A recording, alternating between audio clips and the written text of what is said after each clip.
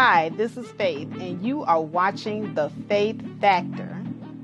Holla.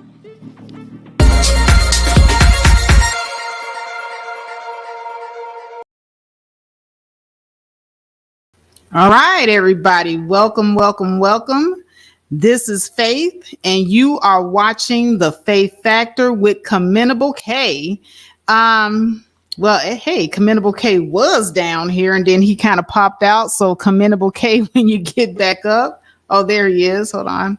Let me make sure you got all this stuff together here. There you go. What's so commendable? Hey, what's going on, Faith? Hey. Nothing much, Commendable. You know what? We're gonna have a hell of a show today. Very delicate topic, and I am going to do my best to handle this with kid gloves because I had no.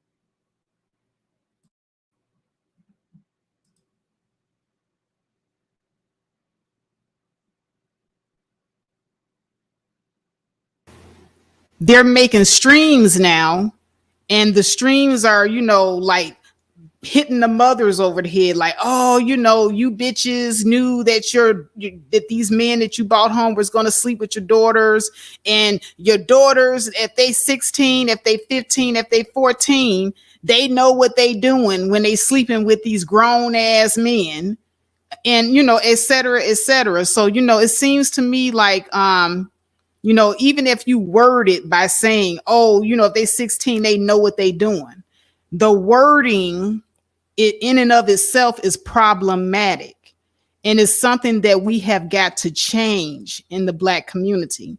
We have got to stop trying to get these kids like in a sexual mode so fast so that we can sleep with them, because that's pretty much what the bottom line is. The bottom line is some of these people that use this type of language, they just want to adultify the children fast so that they can sleep with them. So the language of she's 16, she knows what she's doing. Okay, that's going to fly in our community because some of us were 16 and we might have liked somebody in their 20s or 30s. So because we thought when we were 16 that we knew what we were doing and knew what we were talking about, and we grown, because you know how it is when you're a teenager, you think you know everything. You think you grown. And so you're impulsive, you're vibrant,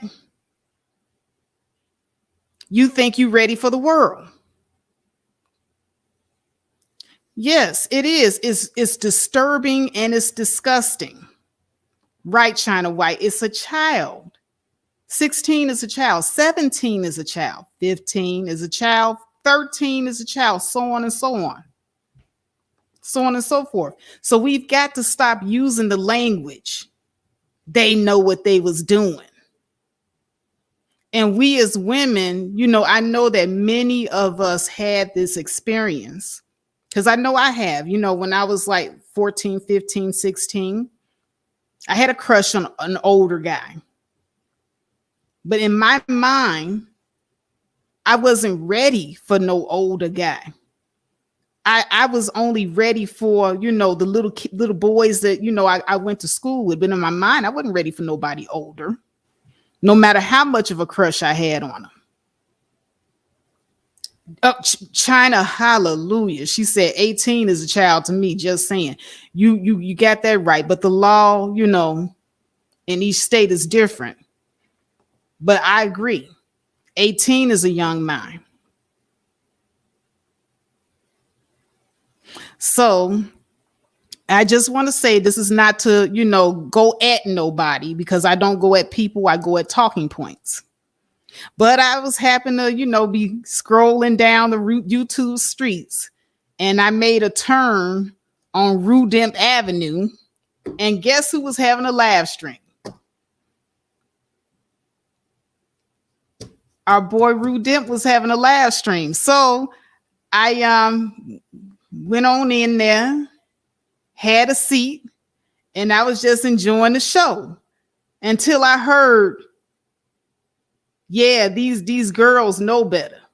And then I saw that he had some polls up, and he put the poll up, and the poll was saying, oh, how many of you all knew what you was doing when you was 16 and you were out here having sex? Then he put another poll up that asked something along the lines of, can you stop your teenage daughter who's 16 years old from.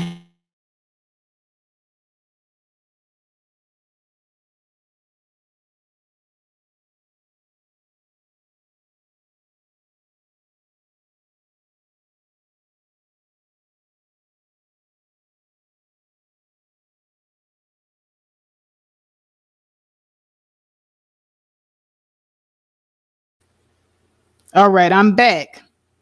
Yeah, so all those questions in his poll was leading to, they're going to have sex anyway.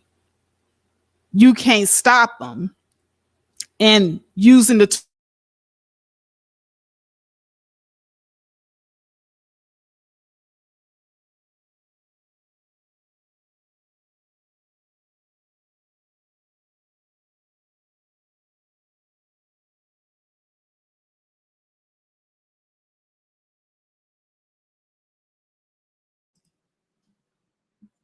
Hey, Faith, I think you're froze.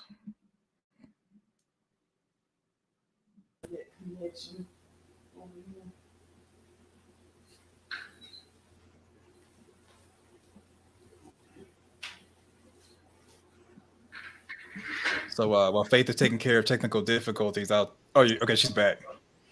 I'm back. I don't know what's going on. We both kind of disappeared there for a second. Yeah, I'm having internet issues, but I think we're good. Okay. I think we're good. Struggle wireless now. Yeah, I know, right? Yeah, but I mean, I think that people utilize the terms that she knows what she's doing because these are people who are interested in parents kind of, letting their guard down on their teenagers, because these are people that want to have sex with your teenager. So if they can groom you by saying, hey, you're not going to be able to stop them anyway, they know what they're doing. Then that is supposed to groom you as a parent to let your guard down and say, well, that's right, I can't be around my kids 24/7. Well, if they have sex with somebody that's older, I can't stop them. And so that puts you in a mind frame of, if my 16-year-old daughter is with a 20-year-old, 21-year-old, 22-year-old, it's okay because I can't stop her. And somehow we're going to make this into her decision because we're going to say that she knows what she's doing. So therefore, we as a parent, we don't have to intervene. We don't have to be responsible. And that's what most predators want you to do. They want you to let your guard down, and they want you to not intervene. So today, I plan on making an argument for why this is foolhardy and why we need to get rid of this mindset in the Black community. I know that in the Black community, we have a lot of people who have had underage sex. I'm one of them. But what I'm saying is, when I got to the age where I knew I was being taken advantage of, I regretted it. And so now, just because it happened to me doesn't mean that I want it to happen to my daughters or my grandchildren. So we have to get each other on the right mindset to stop adultifying children and teenagers. They're not ready to make adult decisions. They're not ready. So with that said, I'm going to go ahead and hand it over to CK for his commentary. Hey Faith, thank you. That was really really good. Hopefully I'm coming in clear. I have struggled internet right now. I don't know what it is, but yeah. So we got to start off with some definitions. And Faith, that was really great as far as commentary. Thank you for having this and allowing me to be a part of this. I really appreciate it. And also, shameless plug, Faith did an amazing job on Ruta panel earlier. It is a masterclass in panel work. Sorry to deflect away from the topic. I know this is kind of a serious subject, and we got to start with some definitions. As you all know, I am a little bit biased because I used to be a sexual assault investigator. I'm going to try to put that to the side and just talk as a lay person, and we'll just say parent to parent or adult to adult. So one word that we need to keep in our vocabulary with this conversation that took place earlier while Faith was on Rudolph's panel and other conversations that have been going on is aphibophilia. Aphibophilia.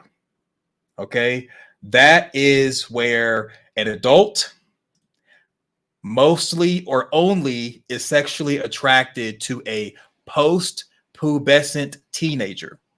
So ages 15 to 19 years old. Now, the reason why that is important is because we throw around words like pedophile, which is where it's a psychiatric disorder where a person 16 of age or older is primarily or exclusively sexually attracted to children who have not begun puberty. So we throw around the word pedophile, but we also need to have in our lexicon aphibophilia because that's what we're dealing with. So I know a lot of people are going to say, well, when I was 16, because Doug said it in my chat, and that's okay. We're not here to, Faith and I are not here to judge. So let's say you made a choice that you're not ashamed of or you're proud of right now. You have to understand what right looks like. That's first and foremost. We have to discuss what right looks like. And Faith, correct me if I'm wrong. You know, we should not confuse a childhood crush or puppy love with it being okay for a teddy bear to have relations with an adult. And a lot of times, people who are pushing it's actually a pedophilia movement, which covers all of the different philias, which is ebophilia, pedophilia, hebophilia. There is a pedophilia movement. You all have probably seen a TED Talk on YouTube. The TED Talk happened like 3 and 4 years ago, where it was discussed that saying that adults being sexually attracted to post-pubescent teens is natural sexual orientation and separate from child abuse. And what people are doing is they're using the what if game. Faith experienced it. She did a wonderful job. I cannot give enough roses. She did a wonderful job in handling people who are pushing this pedophilia movement with the what if game. They're also doing the he or she knows what they're doing. I knew what I was doing. I turned out okay. Or they're going to do what they want to do. So there's only so much you can do. They're gonna push this pedophilia movement, and we have to understand that parents and adults get groomed just like targets. Okay. We have to understand what right looks like, and when it boils down to it, someone who's an adult has no business being involved with someone who's a teenager or younger. Now, people will play the what if game and say, what if he's 20 and she's 15, 5-year difference? Or what if he's 18 and she's 15? What about this? What about that? They'll do the what if game because the what if game is a part of not just the pedophilia movement, but a new concept. Well, not really a new concept, but a concept known as age fluidity. It's where the same way that someone has gender fluidity, where they're like, I'm born or assigned as a male, but I believe in my mind I am a female. Gender is fluid. It's the same thing with the age is fluid, where I'm a 40-year-old man, it's legal for me to be with someone 16 in Kansas, I feel like I'm 16, so I should be able to be with someone right after their first period because I feel like I'm 16 and age is fluid. We're not there yet, but we're getting there, tiptoeing. So it's not natural sexual orientation, it's abuse. And Faith is going to go over a report that she has that's going to disclose the elements of abuse. I'm not trying to take any thunder away from her. But we got to understand that this whole age play, or it being a role play, or these what if games, introducing all these concepts. What about this? What about that? When it boils down to it, there's three stances you can take when it comes to protecting children. You can be for it, you can be against it, and you're pushing an age is fluid, what if game narrative, or you can be passive. Passive is what Faith experienced on Rudam's panel earlier. And the best thing that we should do is identify people who are pushing these narratives that's associated with the pedophilia movement, associated with the age is fluid movement, this what if game movement. And later on, I'm going to go over signs and symbols of boy lovers and girl lovers so you can identify those things. And we're going to have a healthy discussion so we can expand upon saving children, because that's what this is all about. So Faith, go ahead.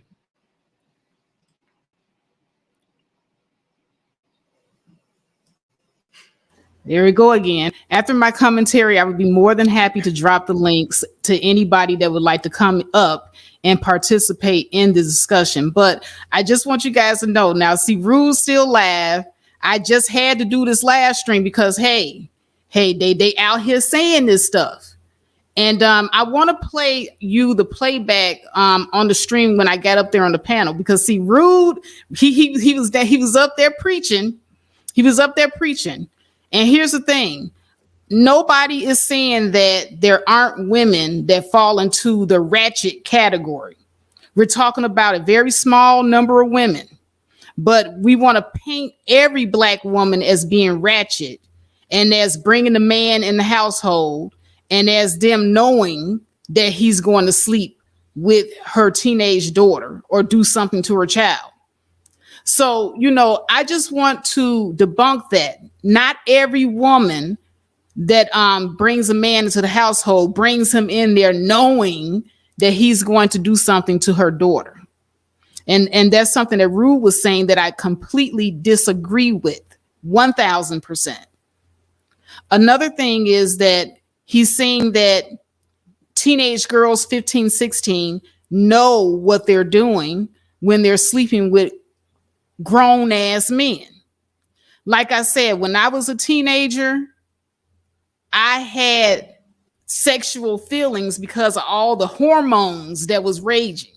So when you're in your teens, you're transitioning into an adult. So you are impulsive, you got raging hormones, and you think you're ready for the world, but you still need the adult guidance of your parents and people in your family, and hopefully adults in the community that really care about you and they want to see you make good decisions. Now, there are plenty of adults that will contribute to the delinquency of a minor, of your young teenage mind. They will be happy to do that. That's why a lot of men say that they don't like older women, because older women have fully developed minds and we can make fully informed decisions. House of Bombs says they don't know what they are doing at that age. Exactly. I had no idea. I thought I knew what I was doing, but I really didn't know what I was doing. So I'm going to go ahead and do share screen. I think he's still live. Hold on a second. Let me go ahead and go to my Chrome tab. While you do that, I kind of narrate so we don't have any dead air, if it's okay. Yeah, that's fine. So we all have stories of an adult being with a teenager or younger. But that is fathers. Sorry, go ahead. I was gonna say, but the chemicals and hormones in one's body does not give a green light to conducting sexual behavior with an adult. So yeah, we got all the stories. I've seen them in the comment section here in the live chat. I've seen them in other channels. I've seen people narrate stuff like that. Just because you believe you're okay, or just because you don't have any negative feelings about it, or you have nostalgia about it, or you are viewing it through the lens of rose-colored glasses because you believe you liked it, you think it was a good relationship, positive things came out of it. You have to understand that someone took advantage of you. You were taken advantage of. You didn't know any better. You were still developing. And what happened to you may have stunted your growth and your development to where your thinking has been changed. And because you haven't had a therapist or someone who's a mental health professional talk with you about what you experienced, you as an adult may look back at the situation with positivity, not understanding that what happened to you should not be standardized. Okay, go ahead, Faith. Okay, so this is the stream. Rudam's still live right now, and this is where he was like going in, and I was in the chat room, and I told him I wanted to come up, to talk to him about some of his talking points, but he didn't want to talk to me. He wanted other people to talk to me, so he called people to the stream, I guess, to give me the 1, 2, what for. But here's what happened, and I'll go ahead and hit the play. The stepdad should have known better. You're right. For the record, for you ladies putting it for the record, we all putting it for the record. The stepdad should have known better, right? That's facts. So, like, are we gonna get him locked up? Let's go get that nigga locked up now. And we gotta get that mama locked up too, though, because she knew that the goddamn stepdad was fucking her daughter, man. Her boyfriend was fucking the goddamn daughter, man. So now when it's time to take action, you women don't want to necessarily take action because now the woman gonna go down too.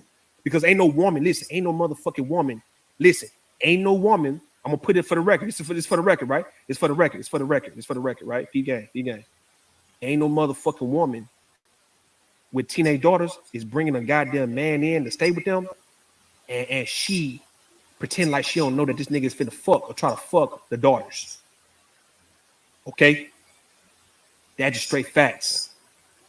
What's up, Tay? What's up? Hey, listen. If Faith got daughters, right? Let's put it on Faith ass right now because she playing.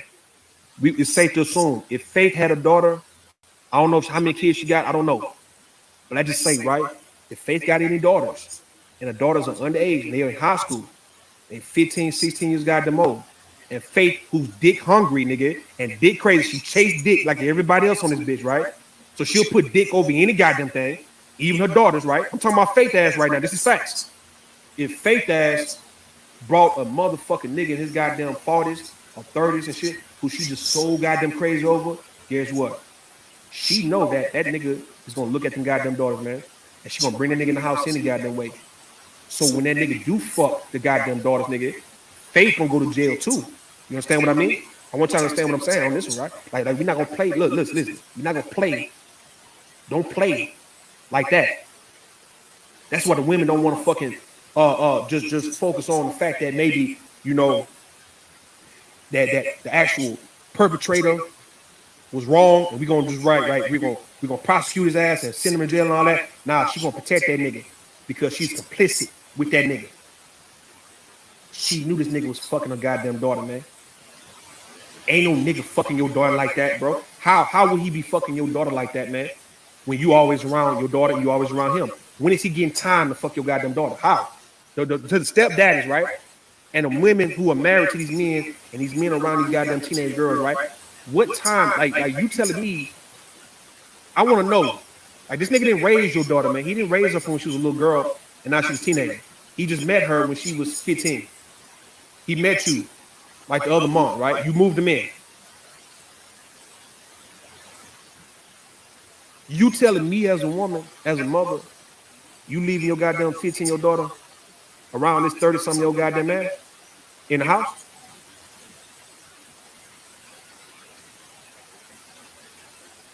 So we gonna fuck around and get that nigga locked up, right?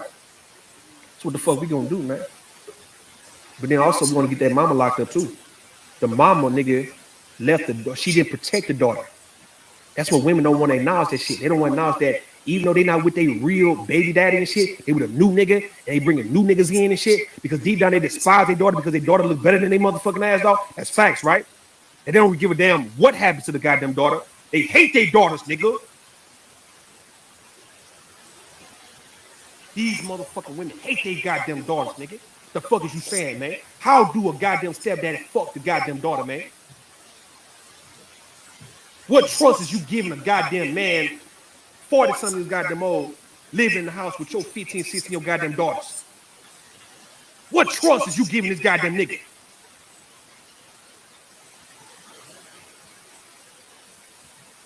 Hey, listen, hold on. Listen, ladies,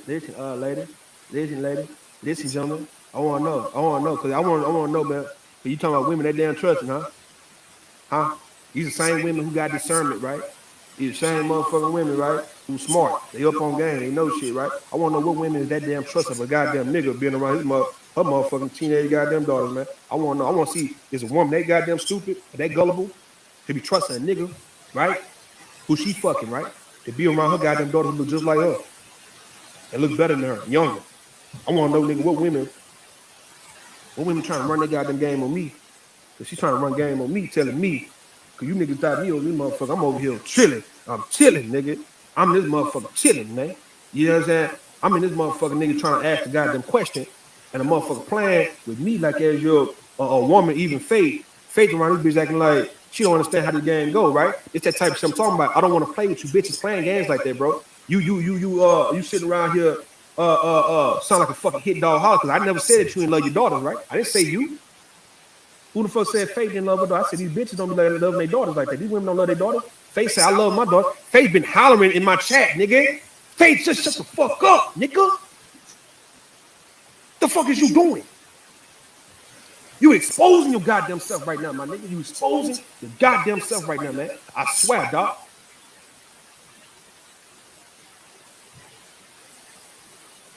Man, y'all gotta come up here, man. If Faith come up here, man, I don't want to talk, man. If I drop the link, I can drop the link. Faith is more than welcome to come on the panel, but I don't want to have a conversation, man. I want the women in the chat room to come have a conversation with her. I don't want to talk to Faith, man.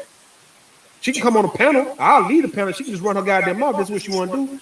I don't want to talk to nobody being disingenuous or like that. I don't want to play with no games with no full-grown ass women trying to save face and trying to look good for the sake of YouTube, but yet you want to be real. You want folks to believe that you real and you authentic, you genuine and shit, but you can't be genuine about shit like this, right? No one's putting the blame on those 16-year-old girls, man. We saying that hell, you can't also put the blame on when they do certain things, but also you can also blame people for doing shit to them. That's big facts, man. I know that's facts. That's motherfucking facts, man. Hey, man, y'all women come up here, man. Y'all come up here, man. Here you go. Y'all come up here, man. I ain't talking to Faith, my nigga. Y'all gonna talk to on your own, my nigga. Hey, I'm good on all that shit. I'm speaking on all this shit, man. I want to know what woman on this motherfucker nigga trusting a nigga that goddamn much to be around her goddamn daughters and shit who developed 16, 17 years goddamn old, man, and looking just like her and filled out just like her and shit. And yeah, you thinking that this nigga ain't gonna try to fuck the goddamn daughter. I want to know. And then when you find out that he fucked the daughter, you surprised, like as if you didn't understand that he was turned on, attracted to your daughter. You understand that he only was talking to you because he wanted to fuck your goddamn daughter. He wanted to have free access to your daughter. He couldn't just pull your 15-year-old, 16-year-old daughter because it would have been considered to be wrong, right? He 30-something years old, 40 years old. He can't outright pull your daughter, so he fucking pretend like he got with you. Pretend like he fucking with you to get close to your goddamn daughters. I want to know what woman don't know that shit. I'm confused. I'm not talking, nigga. I'm not talking, bro. Before Faith come on this motherfucker, bro, you women got to hit the link first and get up here. I'm not having a conversation like this with Faith being disingenuous like that. I'm not going to be arguing with her, bro. I'm not going to be playing no games with no woman on here acting like she don't understand what the fuck we saying. And it's a bunch of you women in this bitch agreeing with me, not because y'all pick me, because she's the one that's being viewed as the goddamn pig me, but she's trying to prove to the goddamn sisterhood that she's not a pig me. Fuck that, man. We talking about telling the goddamn truth about what's going on, right? If this is an issue in the black community, why the fuck we can't be truthful about it first and we just break this shit down the right way? No, because you got the women covering this goddamn shit up. You covering this shit up, bro. And you get mad at anybody, nigga, who fucking want to have the conversation about it, nigga. You don't want to hear it because you know what you have covered up in your family. You know, you the type of woman to let your boyfriend fuck your daughter, man. Because you can't stand your goddamn daughter. You call your daughter a bitch. You fighting your goddamn daughter, man. You women don't like your daughters. Hey, man, go one. Somebody's got to come up, man. Somebody's got to come up, man. Yeah, I'm going to run, niggas. I'm going to let these women talk to your ass. That's what I'm going to do. I'm going to run, nigga. I'm going to let these women who, if you want to disagree with me, of course, you women, you ain't got to hear what I'm saying. Let the motherfucking women tell you what the fuck it is, right? Let the women tell you what it is. You ain't got to hear nothing from me. I'm a goddamn man, so you don't want to believe what a man is saying anyway. Let these motherfucking women get up. No, bro, we want you up here. I came up here to ask you a question. I'm talking about until Faith come up here, you can ask me whatever the fuck you want. He gonna Faith right here. I'm gone. Okay, yes. Okay, so wow. So hey, what's up, everybody? What's up? Can you hear me? I can hear you. Yep. All right, so I played that. So that was Rude calling me out. He called me to the panel, but he did not want to talk to me about the subject, although my name was said and he called me out. So I did hit the link, and then he ran up off the panel. And he called other people to address me. I've never seen anything like that before, but you know, hey, I just rolled with it. But what do you guys think of what you heard so far? I'm going to start with Love Wisdom since she just came to the panel. Welcome to the panel, Miss Love Wisdom. Hey, I'm only going to be on for just a quick minute. I agree with China. I agree with China. These conversations. Listen, me personally, if any man touched my daughter, if I was to have children, like Sophia, I kill him dead. I'm not going to let you touch my daughter. It's too many projections going on in this space. Like, people are projecting their life experiences on other people. Everybody is not the same. Do we have black women who don't love their daughters? Yes, we have some that don't. But that's not the majority of black women. That's not the majority. Exactly. And all of this,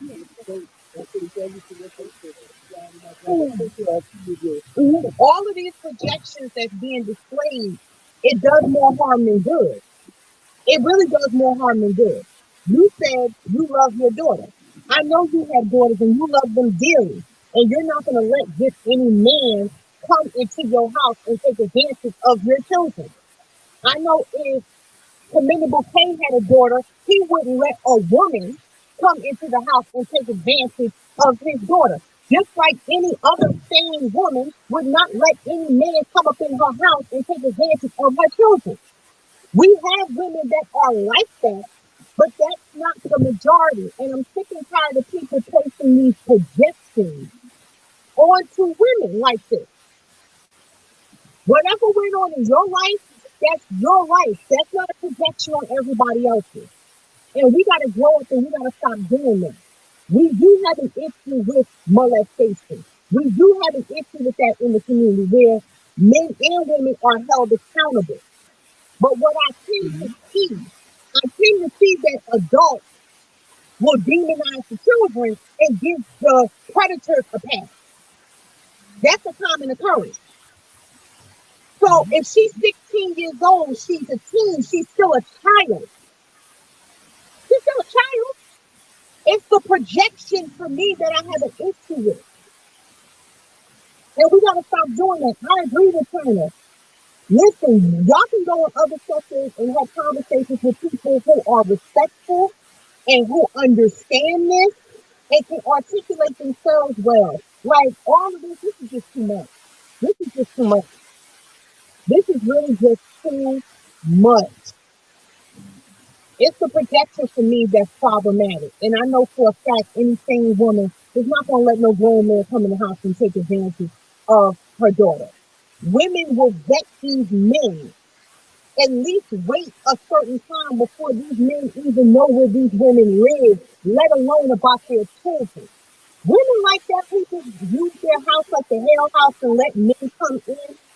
Those women are the problem. Those are the predator enablers. But most women won't do that. Like we gotta stop capping. Most women don't do that. Most black women love their daughters. That's right. We gotta stop doing that. The projection is ridiculous at this point. But I'll let y'all take it. I'm gonna get off here. You know, I appreciate you as always for having me on. Great stream, great conversation.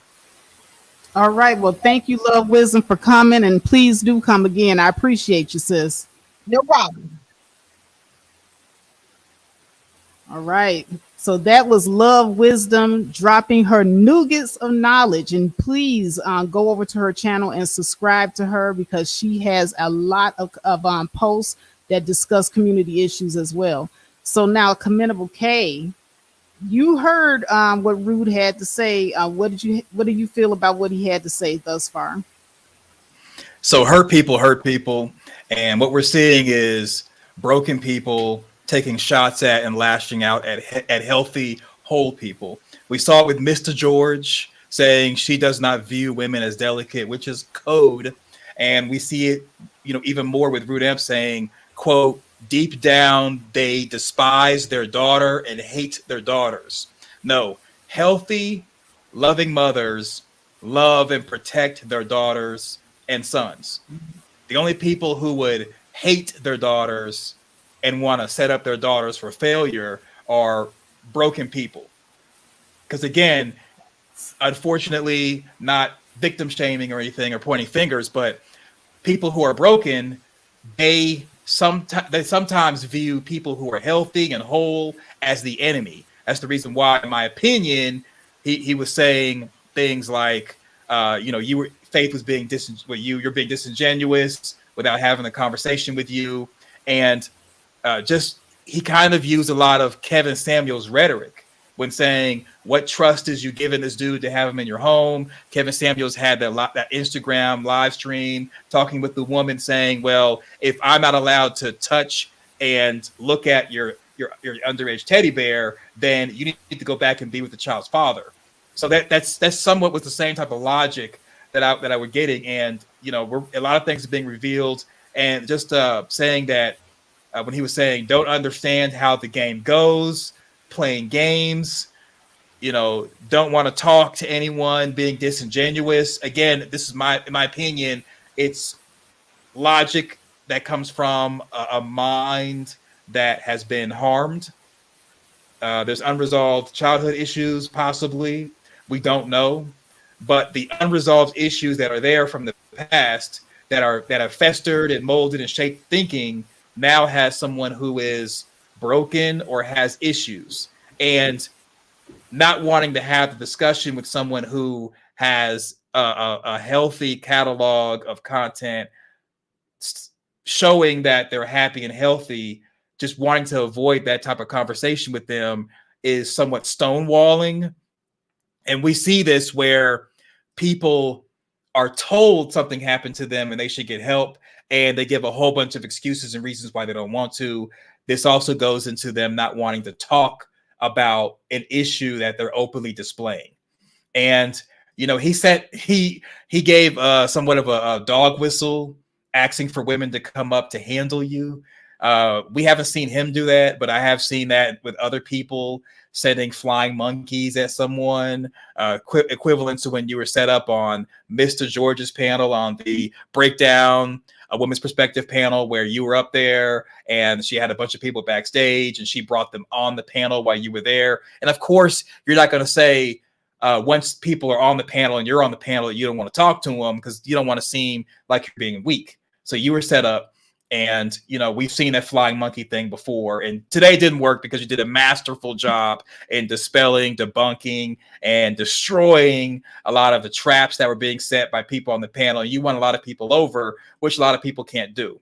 So like I have in the title on my channel, the cradle robbers are playing what if games and stump the chump to justify abuse. They're rationalizing, downplaying it, minimizing. All it is cradle robbers who had their cradle robbed, somewhat justifying someone else having their cradle robbed because they believe if I went through it, you should too. There shouldn't be any anger or animosity if someone believes that they experienced something and that what happened to them was great, good, and healthy. There shouldn't be any lashing out, shouldn't be any anger, shouldn't be any vitriol. People should be able to have a conversation and be happy about it, because if what they believe was happy and positive, they should be able to communicate that. You know, kind of like, you know, talking about an ex-girlfriend, ex-boyfriend. If the relationship was great and you got a lot of things out of it and you're happy about the relationship, you should be open and happy to talk about that concept. But if you're truly deep down inside hurt and broken, you're going to be lashing out at people who are healthy and whole, because they're going to somewhat pull back the curtain on the Wizard of Oz and show exactly what it is. So go ahead, Faith.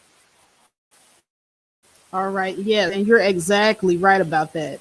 Now, see, what Rude was doing was he was doing somewhat of what I call the grooming process that I mentioned earlier.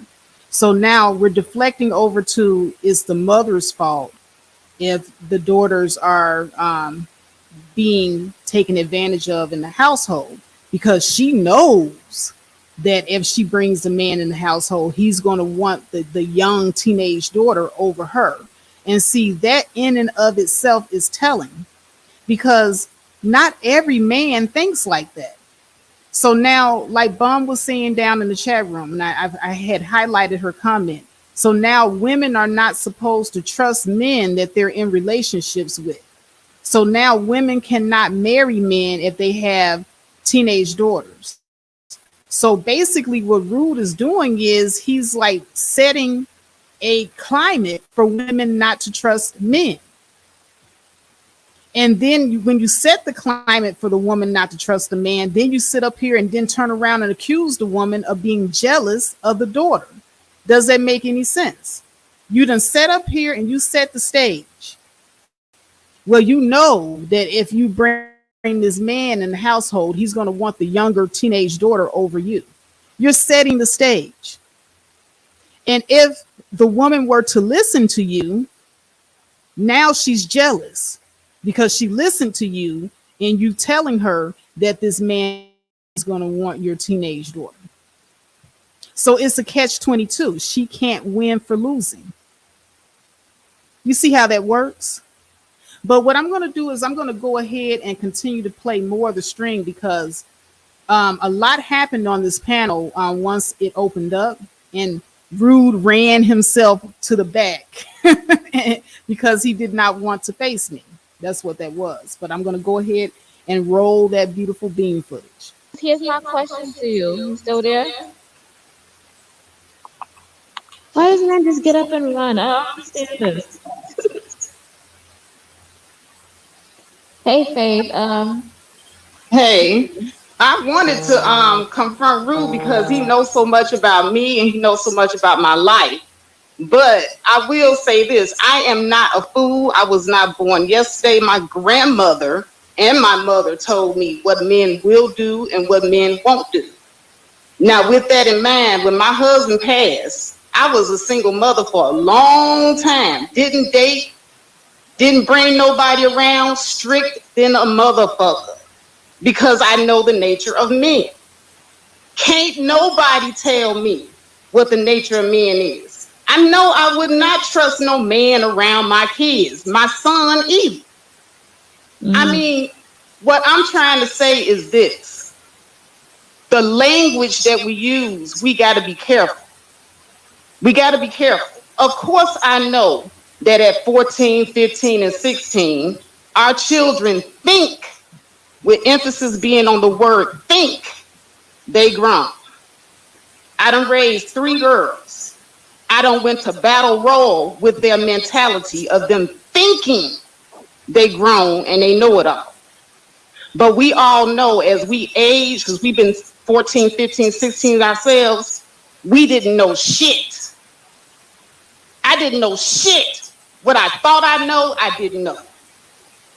I needed my mother, I needed my grandmother, I needed my father, I needed the adults around me to mold me and to guide me and to keep me from making dumb ass decisions.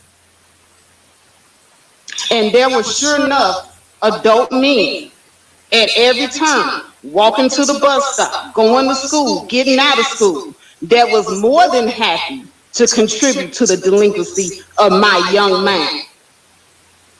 That don't mean I knew what I was doing. I didn't know what the fuck I was doing. I thought I did. Thought. Think. Okay. But I didn't.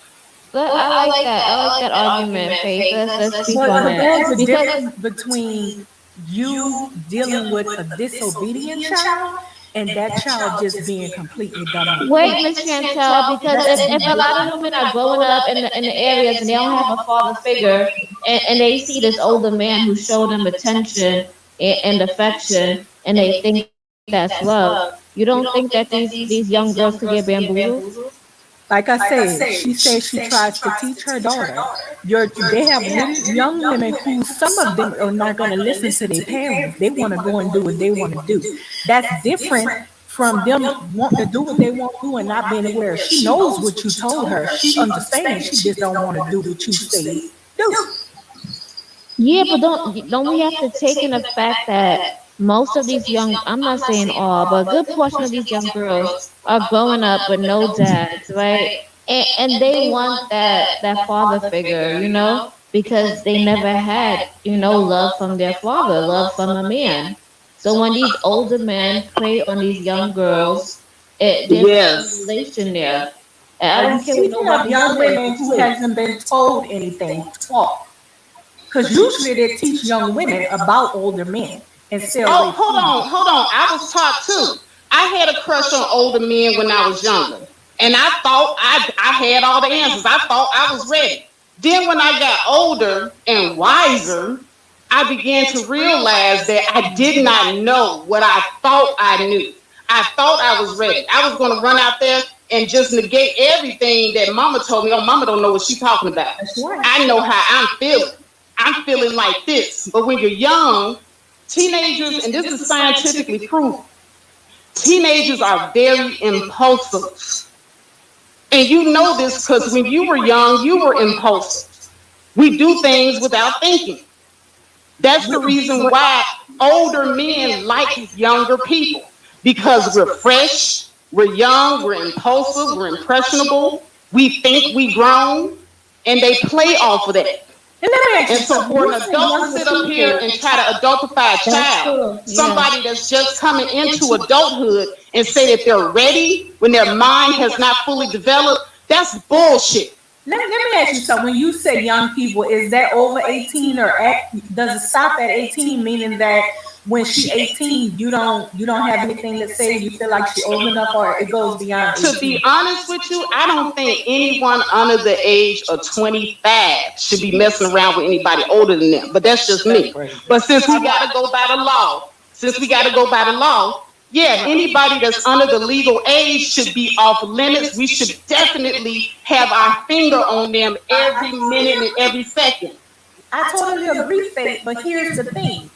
You can only tell your child the warning signs and the danger of what's going on and the games that's being played and how they're going to be victimized. But you cannot force it upon them. They're going to make their own decisions. They are aware of what you say. They are very much aware of what you say, but they're going to do what they want to do. And yes, I was 16 before. I was aware, and I still did what I wanted to do. And if you got children out there, but if you're doing what you want to do in your parents' house, Miss Chantel, if you're doing what you want to do in your parents' house, that's your parents' failure. Because I'm gonna tell you, in my house, my daughters, my sons, they're not gonna do whatever the hell they want to do in my house. I get it, but I got authority over them in my house. I get it, but when you interrupt me, you make me lose my thought. And what I was saying, when she turned 18, you're not gonna be able to control that legally. Well, legally, at 18, they grown. You can't control that. Now, if they want to do whatever they want to do, and they don't want to 16 in some live states. bad and abide by my rules, look, you got 1 year. Get your shit together and get out and do what you want to do in your own house. I totally agree, but at 16, some states say it's legal for them to do what they want to do. They can sex at 16 in some states. Well, then, hey, in that state is okay. I can't go by what's not legal, but what I will say is this. The adult in the house has to take responsibility. You got to take control. You can't throw your hands up in the air and say, oh, well, they're going to do what they want to do, because it is scientifically proven. When these kids are developing in their mind as a teenagers, they are very impulsive, extremely. That's the reason why they still need your guidance. I don't know how you're going to control 16. You can only talk to them. Look, you're a parent. You're going to have to control it. You are going to have to find a way to get to them, because if you don't, the outside world will.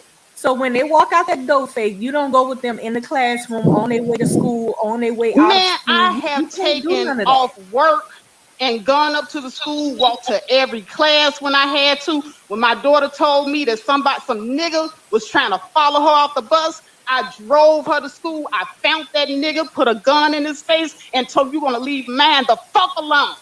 You right. You got to be a gangster about your children. Yeah, but see, you're the woman who's like that with your child. The conversation with women who doesn't defend their child. That's what I'm talking about. It's not enough women that do that, because we are sitting up here being complacent, throwing our arms up in the air, talking about some, oh, well, they know what they doing. No, that's not what I'm we saying. wasn't. We That's was not what I'm against saying, it. huh? Yeah, we was against the That's conversation. not what I'm saying. What I'm saying is that the child is aware. That's my point. They're aware, especially if you're teaching them, but they're going to do what they want to do, is what I'm saying. You can't control it. You can chase them down to 18, but when they clock 18, they're going to do what they want to do anyways. But that's grown. 18 is grown. Before then, I'm responsible. I'm a parent. That's my job. That's my first job. Before my first job is being a parent. But the conversation was about them being aware of what they're doing, and they are aware. There is, what I'm trying to tell you is, there is awareness. There's semi-awareness, because they think they know. They think they're aware. They think they're woke. Ego. I get what you're saying, but here's the thing. Some people, they're not going to listen to their parents. I'm sorry, even if they think they know, and they just gonna and because we know they're not going to listen, we got to put our foot down. It's called tough love. No, that's just in the parent rule book. Children today, Faith, that's illegal. You can't touch them. Who told you that? What are you talking about? Exactly. What are you talking about? You don't have to touch a child every time you want to punish them. There are other ways that you can punish a child. Facts. Okay, I don't know if you ever dealt with a child running away and stuff like that. I don't think you can. Hold on a second. I got 3 girls, 1 boy. I have dealt with everything. I've dealt with mouthiness. I've dealt with people trying to get in my face. I've dealt with people trying to run away. Guess what? You run away, I'm going to go run and get your ass. I hear you. And if you call the police, ain't shit you can do, because guess what? It's illegal for you to run away. It's no excuses. It's no excuses. I get it. I totally get it. I have a teenager, but my point is that with my son, I never really, I ain't deal with the runaway stuff, but I dealt with him for as trying to be friends with certain kind of people that wasn't good. And I had to just get to him by explaining it to him, but he still was going to make his own decisions. But like you said, I chased him down. But here's, I want to ask you this right quick, and I'm going to be quiet and let other people talk. Do you think that the women who, the R. Kelly situation, the young girls 14 and 15, their parents gave this man permission to have them over like that? Do you think their parents should have went to jail along with R. Kelly? Or absolutely, yes. Yes, I agree. Yes, because they was not on their job. Like I said, the first job is you being a parent. Before your regular job that you clock into, being a parent is a job that you never clock out of. It is 24/7. Sometimes you don't even get any sleep. Right, and you are aware of the parents' position. They literally sold their daughters over. And there's a lot of women like that today. If their daughters come home. But you're talking about the actions of adults. Adults. Right. Yes, that was the topic. They are fully aware of what they're doing. The kids are caught up in the middle. Right. So here's what I'm saying. We know that adults, they know what they're doing. They wrong. But I'm saying they have people that sell their young people over like that. Do you understand what I'm saying? They have And do people you that understand what I'm engage. saying? You're talking about adults. So you went from asking me about children awareness, and I'm telling you that children are semi-aware. We can try to teach them and everything like that, but we know that their mind is still developing. So we got to keep Mhm. our finger on them. But the adult with the fully developed mind of the adult that know what they're doing, Okay, they now know full well what they doing. Yeah, throw their ass up under Rude the might have jail. Throw their taken ass up down the under there. stream, so it Yeah. might I'm buffer. gonna just say this last thing. I just think Yeah. that the teenagers are aware as well, even though they may not know what they fully walking into. If they've been explained and refuse to hear your words, or some of them who they're aware. You're aware at 16. Hold on a second. See, this is where I gotta stop you because there's all levels of awareness. Just like when your child is like maybe 4 or 5 years old, there's certain things that they're aware of. You can tell them not to do something, but as soon as you turn your back, what they gonna do? They're gonna try to do what they want to do anyway. And so you redirect that child. You punish them, make them stand in the corners, give them a spanking or something like that, but you try to redirect that child. It's no different when you raise a teenager. You Faith. can talk to them and tell them all you want to. Hey, this isn't right, that isn't right. They're gonna do little things to rebel. They're gonna do little things to try to usurp your authority because they think they smart. Faith. And that's keyword think. Faith. At what age is anybody truly aware? What age you say people are truly mature? Well, scientifically, Not they say it's scientific. No, no, between no. Let me stop you. and this is what I feel too, Let me, between the age of 25 and 28. And okay. that's when I came into my maturity. Okay, so all right, so that's your opinion, and I like that. Me personally, I would agree with that. My whole point I'm making is we're following, like you just heard Miss Chantel tell you, in some ages, the legal age is 16. Now, I'm not knocking the right or wrong of it. I'm just dealing with this. I'm just dealing with the numbers. So then you're not going, like you said, you feel 25 to 28 is mature, but so you're not going to go off of what you feel. You're going to go off of what the law, what people tell you. And if we're honest, even people at 18, which is supposed to be the legally grown age, quote unquote, even 21, they're not mature mentally. Okay. I'm not sure what's happening, but I think Rude might have pulled his string, and that's probably the reason why it's buffering so much. So I'm just gonna take it down and go back into our commentary. But I think we got the gist of what happened there. We got a chance to hear a little bit of the panel. So I just want to get the first reaction from my co-host. What do you think? So underage people, they know that something's happening, but they are not thinking with a mature mind that can comprehend the ramifications and repercussions of what they're doing. Again, they're wanting to appease someone because they want to be considered cool and accepted. When you're under the age of like 18, or really when you're before your mind becomes mature, you're heavily into wanting to be accepted, wanting to be cool, and wanting to be liked. So a lot of underage people might agree to something because they want they want to be liked by the adult who's coming at them.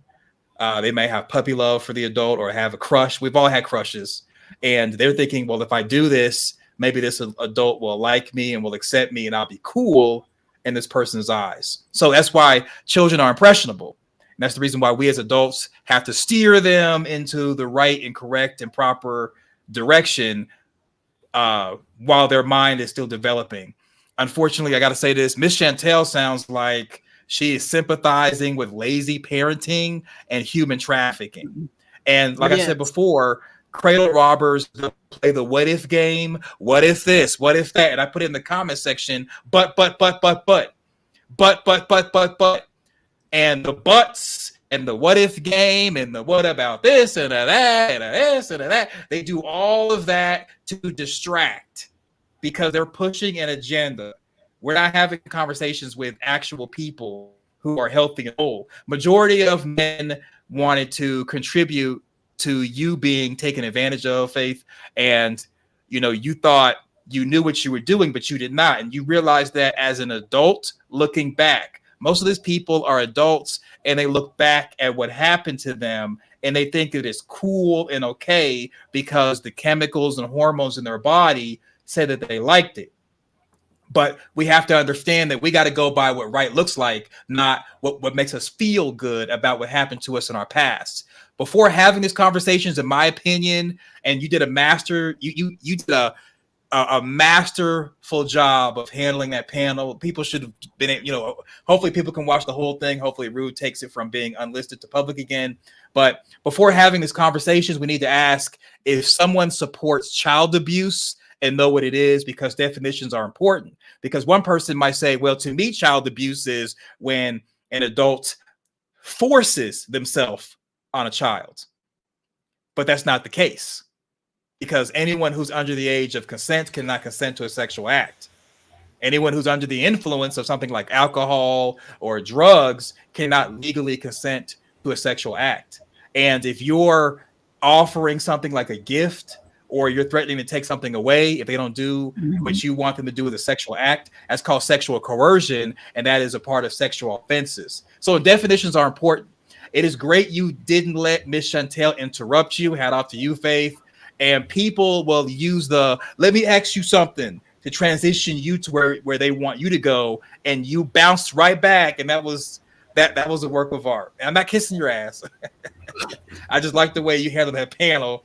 A lot of people don't know old school Faith. And but anyway, I digress. So, and people saying positive things or agreeing with you, then including a but they are going to do what they want to do because the adult talking did what he or she wanted to do as a child, and they believed that what they did was right or good, and they don't want to accept what right looks like. You laid out what parenting. You laid out what parenting. You laid out what parenting looks like, and that was great. There are too many lazy parents who are complacent, saying, "Oh well," and throwing their hands up. I love that you pointed that out. And again, playing the what if game to justify children being taken advantage of. And I say children as teenagers as well, because their minds haven't developed. Just the quote, they're going to do what they want to do. So, oh, well, you can only do so much. Just the fact that you said you're going to be a gangster with your children should be the main takeaway that people have with this whole broadcast. And just, David Johnson asking you, at what age are people, quote unquote, truly mature? And then when you went to answer, he was like, let me stop you there. He was trying to cut you off. You didn't let him, while you were giving your answer, he was trying to manipulate. You didn't fall for it. Shout out to you. Hats off to you. I'm giving you your roses because what you did was really spot on and everything spoke for itself. So go ahead. Okay, well, I was just going to say that I'm going to drop the link, but there are a few things that I do want to go through before I get to opening up the panel. So now I want to go back to my screen share because there's something else that I want to share with you. Hold on a second. Let me go down to my regular screen here so I can see better. But there was an actual, you remember that school teacher, and I got a picture of it here, that slept with her student. I think she started grooming him when he was 12, and she got pregnant by him when he was just 15. You remember that school teacher? I do. Okay, this is the school teacher right here. This is the one that got arrested and, had to go to jail, et cetera, et cetera. and because she was sleeping with an underage child. And see, I'm going to use some examples of white people because it's not just happening in our community. And I want to use examples of women because I don't want it to say that faith does not hold female predators accountable, because I do understand that there are female predators. Now, from what I understood, this young man thought that he was in a relationship with this teacher. He thought that they were together from the time he was 12 all the way to the time when, that he was 17 years old. He thought they had a relationship. And so this same teenager who thought he had a relationship in 2019, when he got to be 21 years of age, and, you know, he got a little bit more mature, he realized that that was not a relationship, that he was actually a victim. And so what he did is he sued her and the school for rape abuse. And I have the article in front of me. It's from The Sun, 2019, April 2019. So it says here, the pair started having sex when he was 15, and she coaxed his mom to let him live with her so she could, quote unquote, mentor him. Cross had his baby when he was 17. I'm sorry, I said 15, but the article says 17, and was jailed for 3 years for sexual assault in Akron, Ohio. The former student, now 21, is suing her, 2 school districts, and staff for failing to stop abuse. So now when he got old enough to know better, he said, hey, that happened to me. And you know what? Now I recognize I was being taken advantage of. Court documents say the wanton and reckless conduct of administrators failed to prevent Cross from sexually abusing, assaulting, and raping the teen. School bosses and other workers knew about the abuse from the obvious signs and from the student's father repeatedly telling them the lawsuit allegations. It is alleged that despite knowing the grooming and rapes, that the staff did nothing to stop it. The abuse was well known within these school systems and ignored, the suit alleges. Cross reportedly began the abuse when the lad was in 6th grade in 2009 until he graduated from Talmadge High School in 2016, according to the documents. She started grooming him when he was 12 as his music teacher and then as his English teacher, the legal papers added. Cross was jailed for 3 years last June after being convicted of 3 sexual battery charges. The 38-year-old, who has since been released from prison, also lost her teaching license. She had resigned from Buchtel High School, Akron, in January 2015 before giving birth in December. The baby was put up for adoption, and Cross denied ever having an affair. Police were unable to arrest her due to lack of evidence, they said. But in August 2017, the boy's father handed them a videotape of him talking about their relationship and the baby. The victim, who also went to Buchtel High School, says in his suit that Cross showed him special and inappropriate attention, like bringing him food from outside restaurants. Sound familiar, huh? That sounds like grooming to me. She is also said to have taken him swimming, bowling, and to the Pro Football Hall of Fame, and bought him expensive gifts such as Nike shoes. So now this boy from 12 to 17 thought he was in this relationship with this old ass woman that knew better. The adult knew better. But him, he was a teen. He's impulsive. Root him. You down there in the chat room. Where are you to say he knew what he was doing? Why did she go to jail if he knew what he was doing? And how come we don't have vitriol for the father? I'm going to go on to read. He would also spend the night at her house, with the two arriving at school together in the morning and leaving together most afternoons, the court files say. Where the parents at? How is he able to do all of this? Where are the parents? The boy is out of your house. How did you let this happen? Oh, yeah, she allegedly was mentoring him. So she groomed the parents too.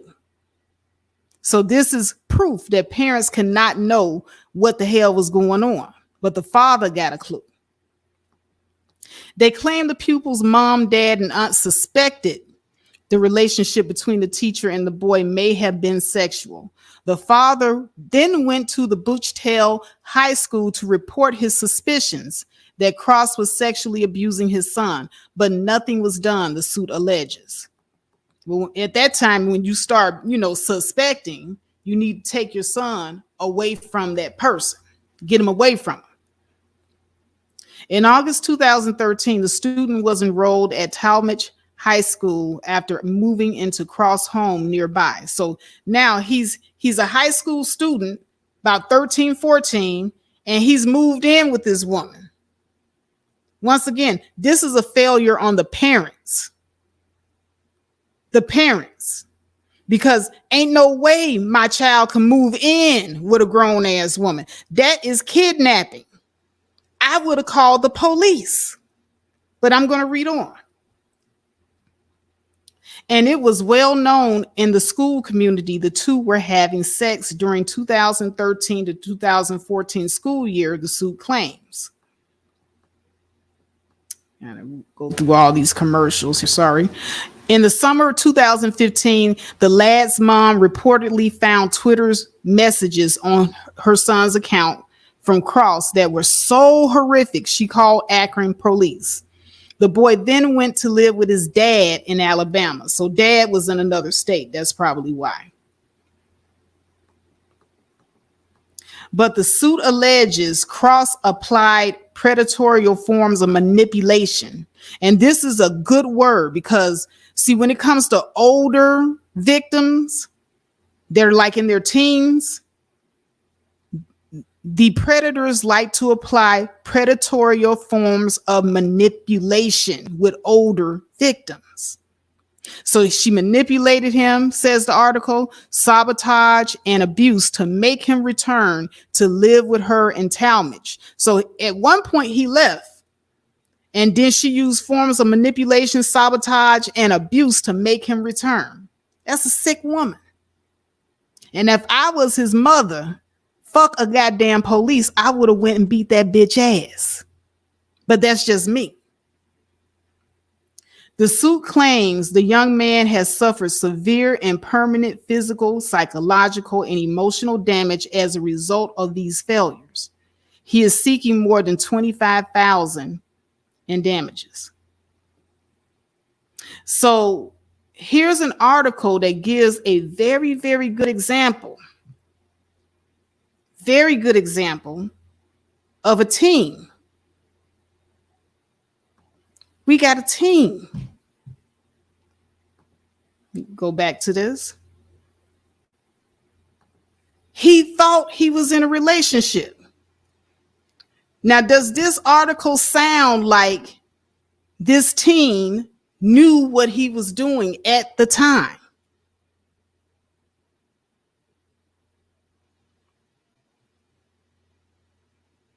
No. No, the child did not know what he was doing at the time.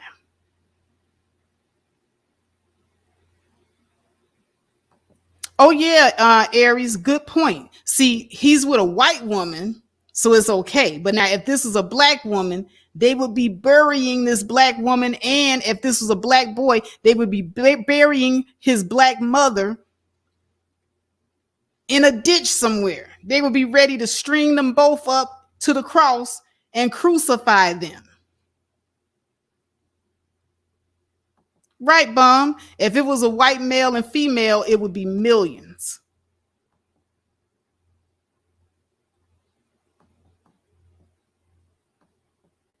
So you can't sit up here and try to put it off on the kids.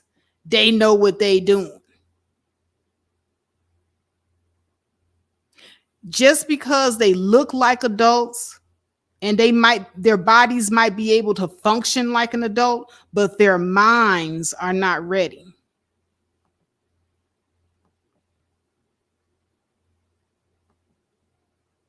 Just not ready.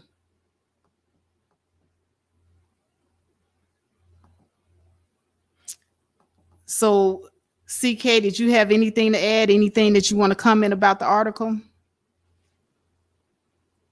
Yes. So,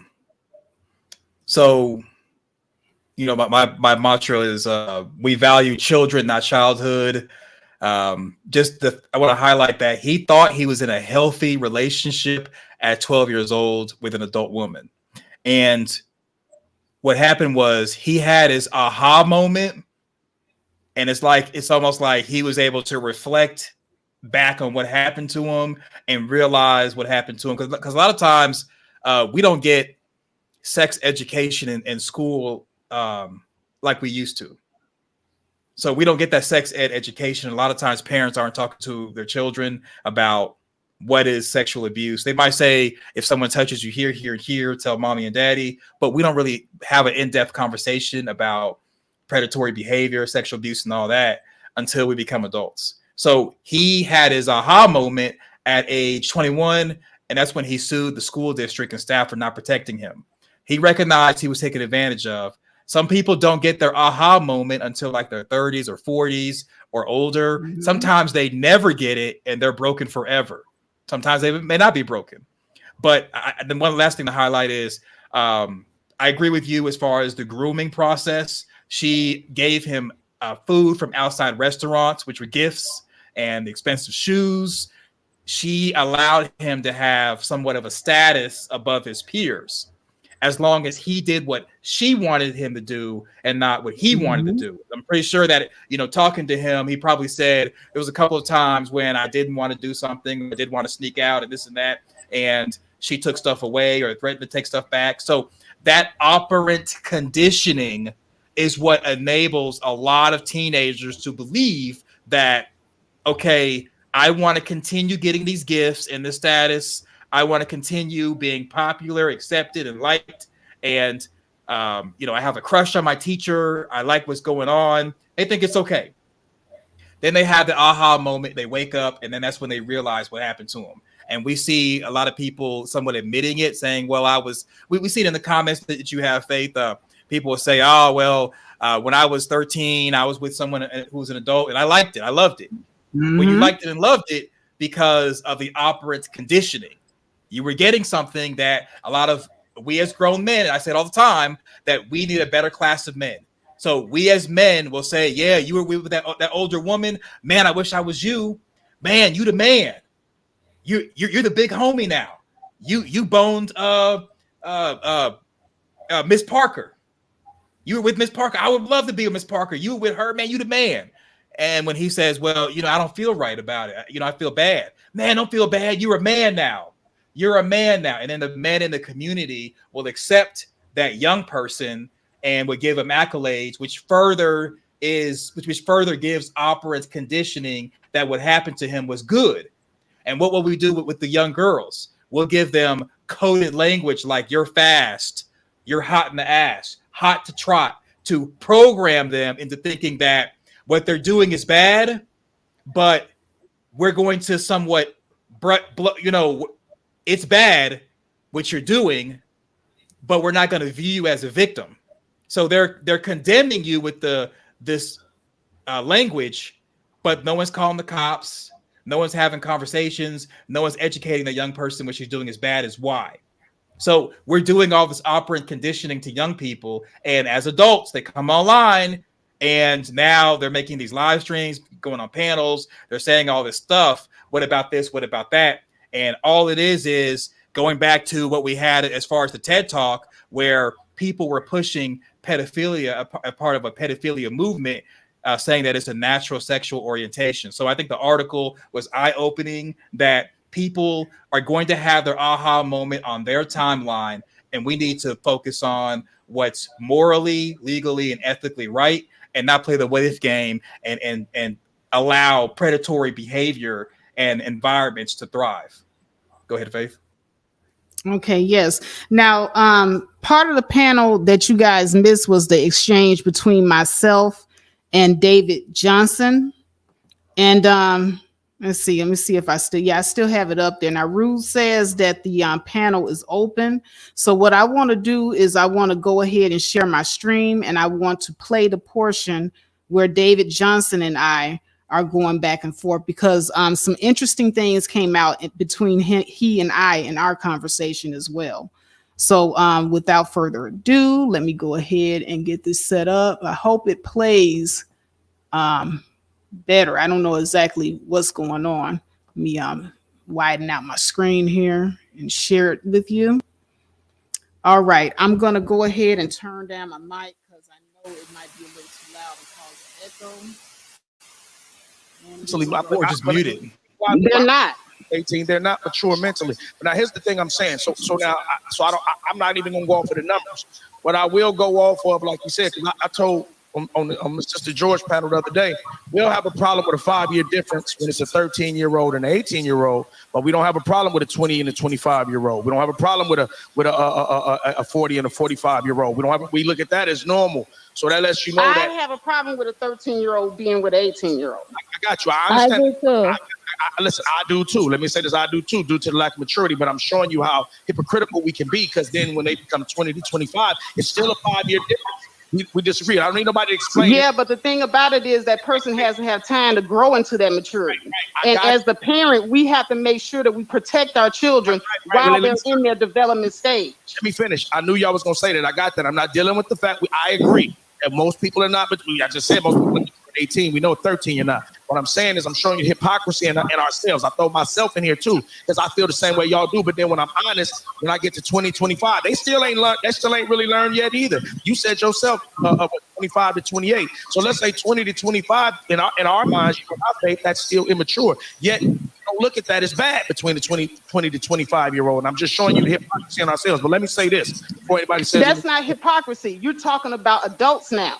Okay, but listen to what I'm saying. I'm saying if a 5-year difference is a problem, a 5-year difference is a problem. Yeah, but a 5-year difference isn't a 5-year difference between a 13-year-old and an 18-year-old. One is a kid, one is an adult. But me and you already established that nobody's a 5-year difference is not just a 5-year difference. Me and you it really depends on the age spectrum of what you're talking about. Right, but you and I have already, me and you both agreed that they're not mature until they hit 25. So the fact that we no, you're playing semantics now. I'm not playing because here's the thing. A child is a child. 13 is a child. 14 child. 15 child. 16 child. 17 child. I agree. Let me finish my statement. I agree. I've already killed that dog. You making up a straw man. What I'm saying is, if you and I agree, we agree that they're not mature. Yet, but we feel, I agree with you. I'm not arguing with you. We feel 20 to 25 is okay, but that's not even the point I want to make. I want to come to another point. These women, and let me put aside the few exceptions. Exceptions are usually the minority. I'm talking overall majority here. These women raise these predatory ass niggas. Then they hide what the predatory ass nigga do. Then they blame men. And I'm gonna say this to all the brothers. Right now. Rude, me and you have our issues, but I put our shit on pause because this is what getting on code is about. And I don't believe in getting on code when something is wrong. The sisterhood does that. The sisterhood want to be on code whether they right or wrong. I get on code with brothers when brothers is right. And what you doing with this, Rude, I'm gonna salute you for this, because our personal shit on pause. Most people are scared to touch the subject, bro. This is why maybe this is the type of shit. Maybe you do need to have these type of empty conversations. People are scared of. Absolutely. I'm gonna say this right now. No, I agree that we need to have a conversation, but you're neglecting to say one thing. You're neglecting to say that there is a certain type of woman that raised these type of men. And now that is the reason why we came out with these terms, male identified. Mammy. These male identified and mammy women are the ones that raise these boys like this because they coddle them, they spoil them, they make them think that they can do no wrong. And so if you come up in a situation where you can't do no wrong, of course you're going to sit up here and do the most. It's the Right. mammy, male-identifying, coddling women that raise these men like this. Not all black women, just the mammies and the male-identified ones. Okay. Let me say this to Rule. Let me But finish that's saying what what you doing. Can I finish saying what I was saying? The Rule, right quick, ladies. I'm gonna be quick and I'm gonna let y'all have it. So let me finish saying what. So Rule, I respect what you're doing right now, and I'm saying this to all the men. Right now, if y'all want this black thing together, right now, the Most High is allowing women. Talking about all black women. If you ain't, if this don't apply, let it fly. The bad ones, the bitches, the demons. God is allowing them to show their hands. God is showing how they think everything out of context. God is showing how they saying abort black babies. The Most High is showing you how they dancing on niggas' graves. This is your time. If you're looking for a time while they resetting everything, here's your time to reset the black community and take control of it correctly. Right now, while these bad women are showing their slips, right now is the time for Right, exactly. Bad women, okay? And listen, And then that's what I want you to highlight, bad women. Yeah, but Because when like we I talk said, the about women that don't know how to but we don't parent. highlight the bad men. See, when we talk about the men, then we gotta do the same thing with the women, because it's a collective. Just like we say collectively, a lot of the Yes. men, we gotta do the same thing as the women, and we have And to that- hold ourselves accountable when bad behavior like this is going on. And that's why I brought up R. Kelly. My point, Faith, I was making was that not only was R. Kelly in the wrong, but those women, I'm talking about the mamas in particular, allowed their daughters to go to that man. They Hold on a allowed second. their daughters I to saw go to where that man and get with the a mother. couple of the girls' father was with the mother, taking Yes, them the over to father. R. Kelly. So we Yes, Right. We cannot talked some of about the negate these that. fathers niggas. See, were. we want to sit up here and we want to put all the blame on these women, and they definitely deserve the blame. No, But these girls had fathers that was taking them over there. I'm saying both of them, the women and the men, but I'm highlighting the women because you guys want to acknowledge it's only men that's perpetrating. No. That's I not want to true. acknowledge That is all the not bad true. parents that was doing No, this. All of them. women, No, period, women. All in of general them. are Now violating. let me ask the women something on this panel. No, Faith, Because you need to understand women David violate. Johnson said that we are Shantae, raising these men and we raise these predators. Okay, No, so Faith, how many of you on this panel raised a predator? Predator, Faith, raise your hand. Exactly. I Raise Faith, your you wanted to have hand to if ask you're him the sitting up here acknowledge. same on this thing. panel Faith and you Hunter. don't Faith, raise a predator. Faith, you have to acknowledge it's men and Hold female on, but and did you male raise a predators. predator? Did you raise a No, predator? no, not at all. Okay, and the other lady on the panel, do you have children? Yes, I have a son. Are you raising a predator? No, I'm not. See, what I'm trying to get you to understand is we want to go collectively. There are no data and statistics to even collaborate what Rude is talking about. Faith, are you not acknowledging there's women violators? No, I do acknowledge. I came in here saying that there are bad women, and I said we put them in a Okay, category. We okay. call them male identified and mammies. They're the ones raising these types of men. No. I'm saying, are there women perpetrators that violate young men? Yes, Yes. absolutely. Okay. Because it from the conversation, it seemed like you don't want to acknowledge that there's women that No, violate I young men have as well. acknowledged that, but Okay. now there is data and statistics on the percentage of women that sexually abuse. Now, David, on Sister George's panel yesterday, you said that the data statistics say that women abuse children more. Hold You're on, Taylor, absolutely don't play right. with me, honey. Don't play with me like that. I'm not afraid of my kid. My kid is a good little boy. I said my son, like they say, we deal with baddie mouth children. That's just what it is. But you don't have children, so you wouldn't know that. Thank you, dear little girl. Sorry, y'all. Go ahead. No, that's okay. Play with me But like that, David, I talking wanted about to my address son. I'm afraid of something you said my on Sister son. George's panel. Stupid ass little girl. You sat up here and said that majority of women abuse children. That statistic is absolutely right. Majority of women do Man, abuse children. yeah. But did you know that the majority of that abuse is mental and emotional and neglect? It is not sexual abuse or violent abuse. All right, let me ask you this, Faith. Let me ask you something right quick. Just all right. I remember that, and I can agree with that to an extent, but I won't get into those semantics. Let me ask you this. Everybody up here. It's not semantics. It's facts. You can look that up. This is Faith. Now, you want to know who is doing the majority of the violent and sexual abuse against children? Let me tell you, David, the people that's doing the majority of violent and sexual abuse against children are men. Men, David, men are hurting these children. The majority of children are being abused and molested by men. Men are sitting up here hurting these children. Okay, let me ask this question. Okay, observable reality. Rest in peace. Shout out to Kevin Samuels. Observable reality. Gosh. Let me ask everybody. Let me ask everybody up here. Let me ask everybody up here who grew up. Did you see mothers abusive, or did you see fathers who were hella verbally abusive, physically abusive? Y'all growing up, who did you see the most? Not exceptions, the most. Ladies or fathers or mothers being abusive verbally and physically. Go. Let me explain something to you, David. Need an answer. The majority of children, their caregivers are who? Their caregivers are the mothers. Hold on. Let me break it down. Let me break it down because see, I have the research and I'm gonna break it down later on. Come on. I'm gonna break it down because see, you're being disingenuous. He is. You're being disingenuous. If the majority of the caregivers are the mothers, then of course the majority of the abuse is going to be by the mothers. But when the scientists also looked at when the caregiver was the father, the majority of the abuse was by the father when the caregiver was the father. And then when they looked at when the father was in the home, well, guess what? When the father was in the home, majority of the abuse came from the father to both the women and the children. So anytime the man is present, the majority of the abuse comes from the man. What we saw growing up, Faith. So you lying? Because most of us grew up in single mother household. That's an unfair argument. You know you're gonna come up here and say that. That's a very unfair argument because everybody is raised by the mom. So that's a very stereotypical argument for you to come up here and say that. Right, very disingenuous. I can't even admit it. Without breaking down those numbers, you wouldn't have a solid fact. Been out growing up to us. Was it our mothers or was it our fathers? Because we all grew up with our mothers or with our grandmothers taking care of us. Our fathers were not our caregivers.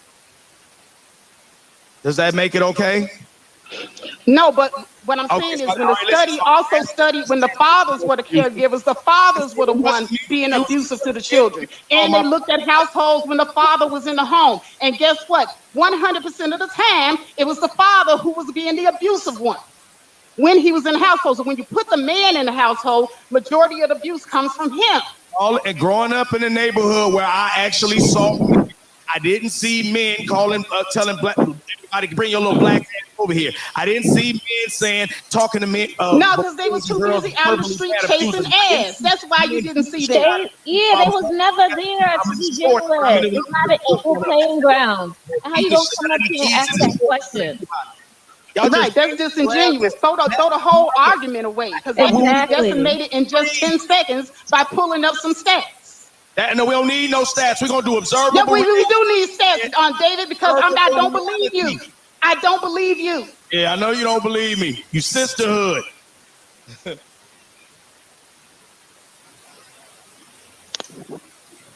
I kind of got lost in the doing something else. Were you saying it was the majority of women abusing their children? That's what David is saying. Wait, Michelle, tell what you talking about as far as growing up, what I saw growing up, as far as beating the shit out of kids, verbally abusing them and physically abusing them. The most of the time I saw that, it was women. I very seldom saw men, fathers abuse. According to the United States crime statistics, hold on, let me quote you the stats. When women are being charged with abuse of children for violent abuse, women are usually charged for like pinching their kids, biting their kids. But when men are charged with violent abuse against a child, they are more likely to punch a child and even kill a child. And that is facts. That is statistics. You can look that up. That is facts. Can you people on the panel tell me what y'all saw growing up? That's all I want. Okay, what I saw growing up is I saw a lot of women that were accused of abuse, but they were spanking their child. And it really depends on the state that you live in, what they call abuse. So a lot of the abuse that they have on records is simply the woman spanking the child, and they put the abuse on her. For the 17th time, I'm not talking about records. I'm talking about what. And once again, even the stats back up what I'm saying, because even the stats say when a woman is charged with abuse, it's usually her pinching the child or maybe biting the child. But when a man is charged with abuse, he done hit the child with a closed fist. So men are more likely to kill a child. You keep saying that. Got it. You keep saying that. Faith. So yeah, but David, you come up on here, right? I feel like you need to go heal. I feel like you need to go heal inside of you. Because how dare you come on here and say women are abusing kids when women are the ones who are raising them in the community? Not only that, you have no sympathy for her. She's raising 4 kids alone by herself, having to work and do all of that. And you're gonna come on here and say that? All I'm asking is, growing up, who was the verbal abuser?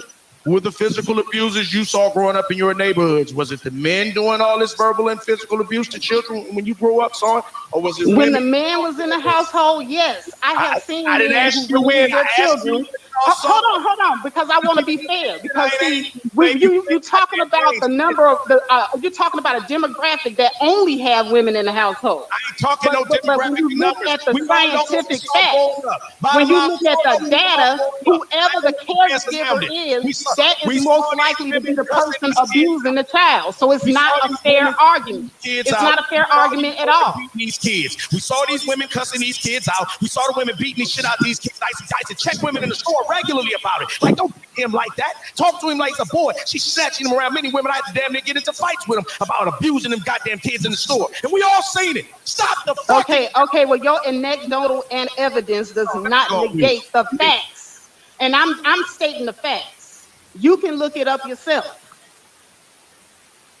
I didn't see any fathers in the store. You sit up here, you men like to talk about women using anecdotal evidence. You coming to me with anecdotal evidence, but I'm coming to you with FBI crime statistic facts. Beating the shit out of the kids. Okay, well, you in your store and the kid beating the child does not negate the fact that the statistics show that whenever a man is the caregiver, he also is more likely to abuse the child.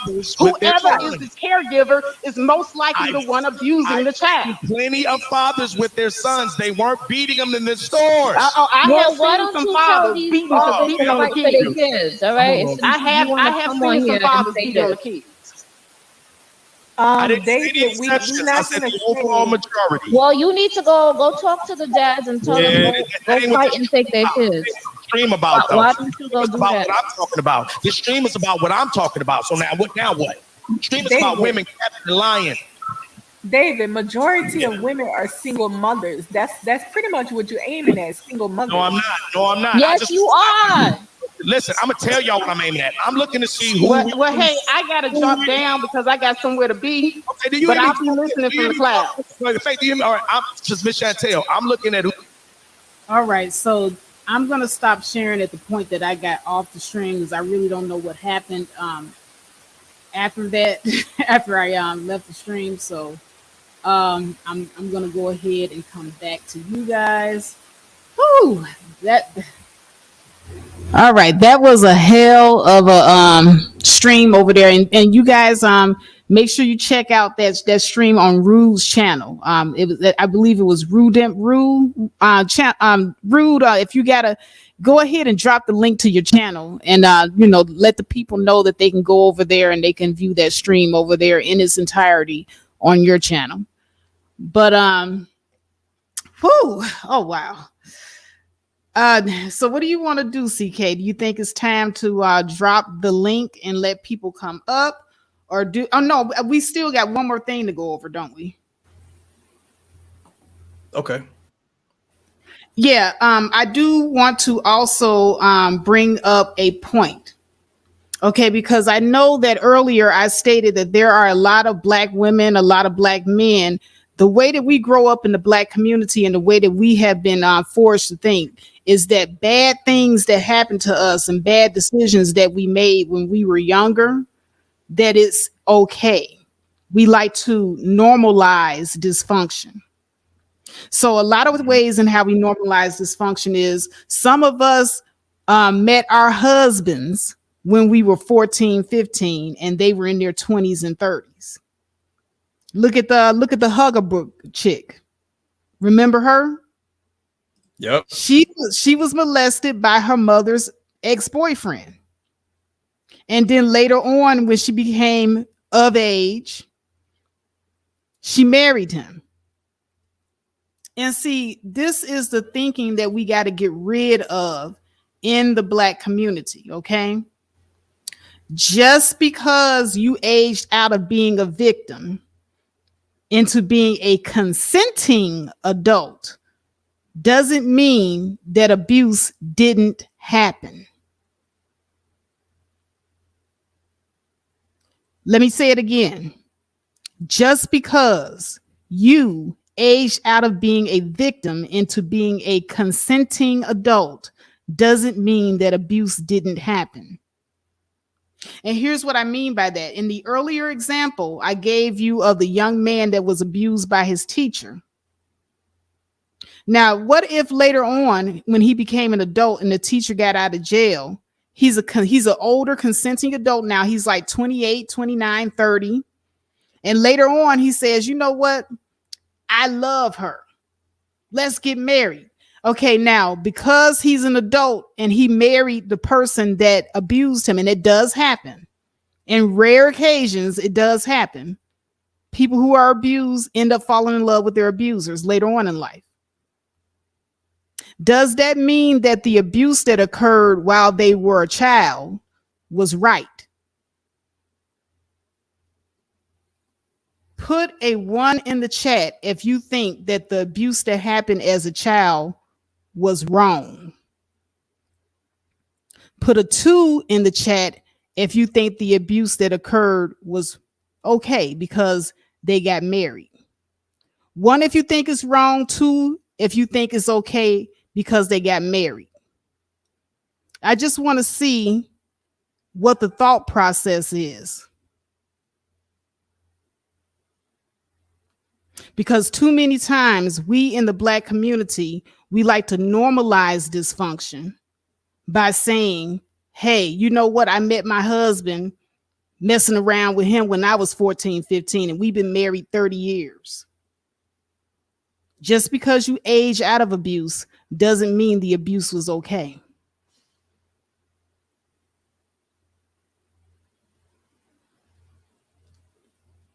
All right, I see. Let me see what we got here.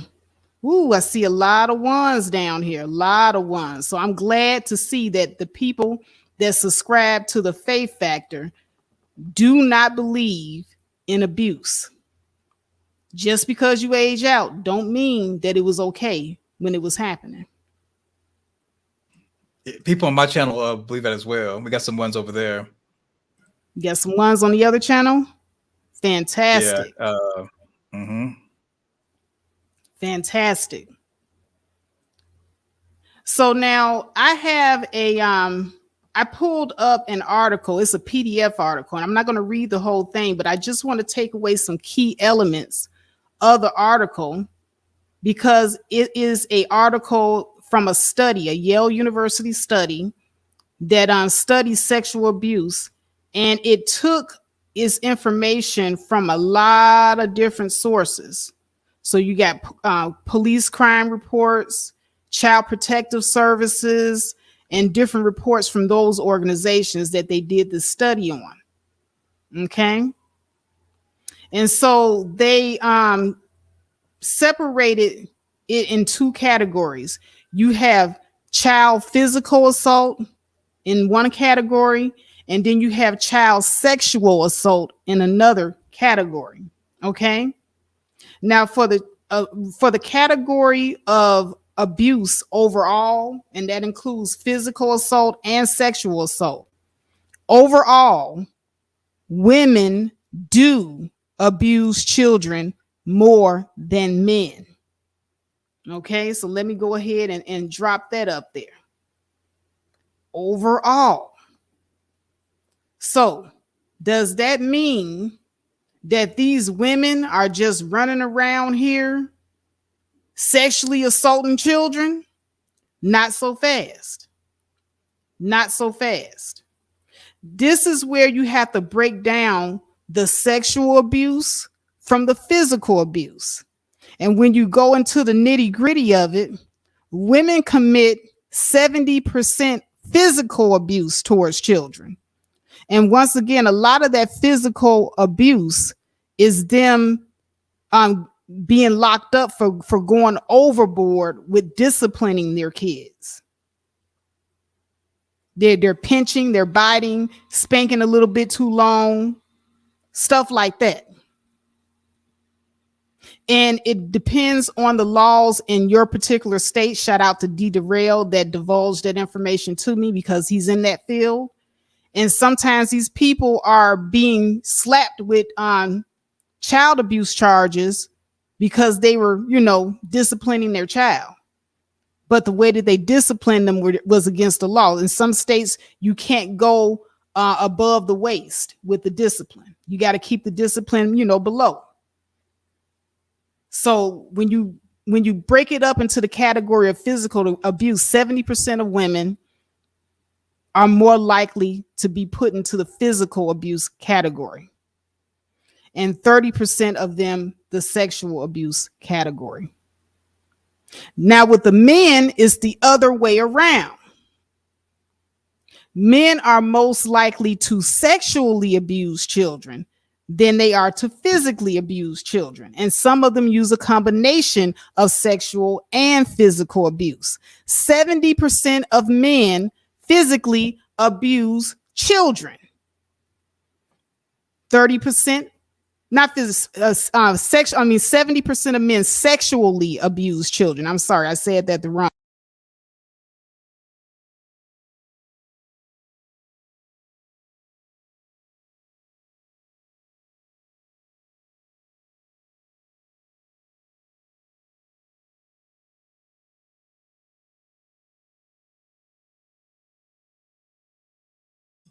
Oh, no volume.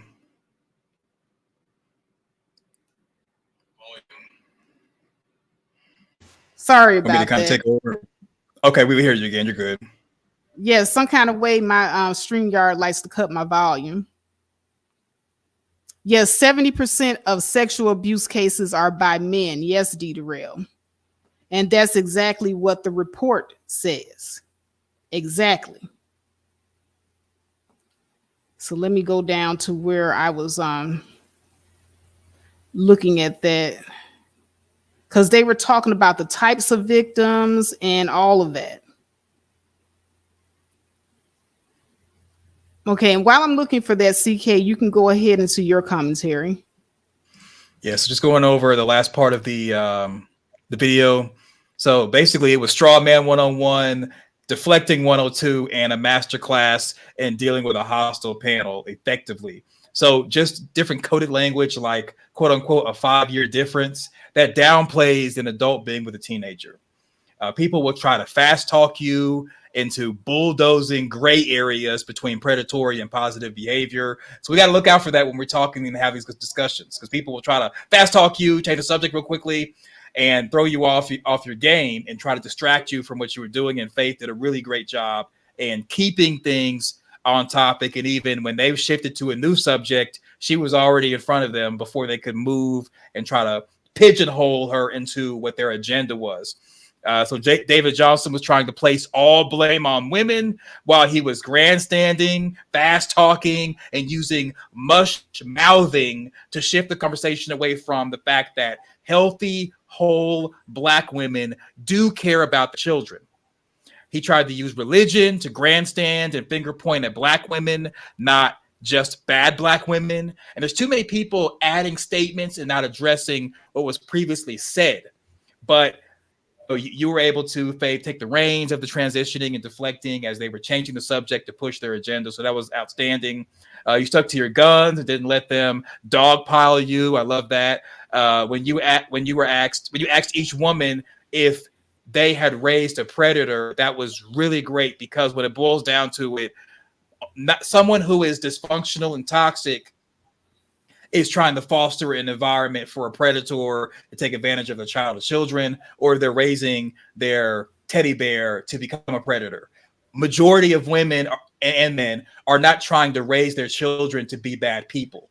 We become bad based off of things that happen to us and choices that we're coerced into making. Kind of like no one starts off as being a bully. People become bullies when they become bullied, and then they hurt other people. There are rare situations where someone just becomes a bully on their own, but the onesies and twosies are not really worth mentioning. Observable reality and the Kevin Samuelisms, aka what you see and what was told is greater than the majority in statistics. He even said we don't need no stats. That's my first time hearing someone actually say that and actually be proud of that, understanding how foolish they were sounding. The age fluidity movement is real. We are seeing it with the what if games and quickly changing subjects. And we got to be able to identify it. You did a great job, Faith. The master class again, giving you roses. I'll pass it back to you or D. Darrell. All right. Yes, I want to go ahead and welcome D. Darrell to the panel. I asked D. Darrell to come up because he is a licensed therapist and he is specialized in the field. He's not specialized, but he's dealt with cases regarding child abuse and neglect, and he can tell you the difference between abuse and neglect, and who are the main perpetrators of the act and who are the victims. So without further ado, I will go ahead and pass it over to D. Darrell. Hey Queen, how you doing? What's up? Commendable K, how you doing, brother? All right. Hey, good, what up? Good. What up, D. Darrell? Hey, I think this is a good topic. I hate that you had to go through that. That's one reason why I don't get on panels no more, because you try to speak sense with people and people want to yell and scream and don't want to, think intelligently and have a conversation. And looking at abuse and so forth, like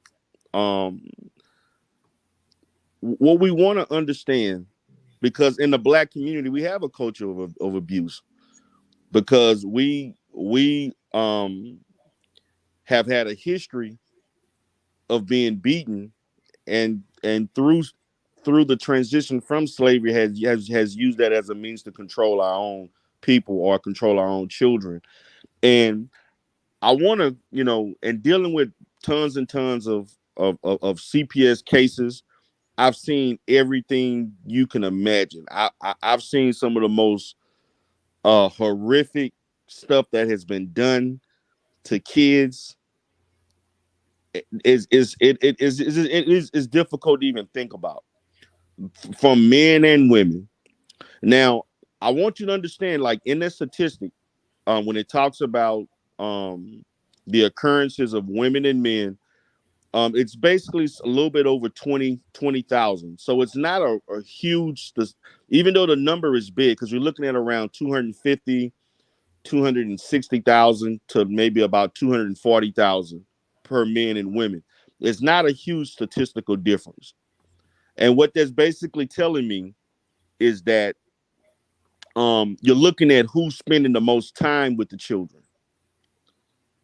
So whoever's spending the most time, and if you're not practicing appropriate parenting skills, you're going to be more prone to abuse the child.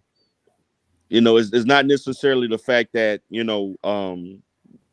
spending more time doesn't always mean you're being effective.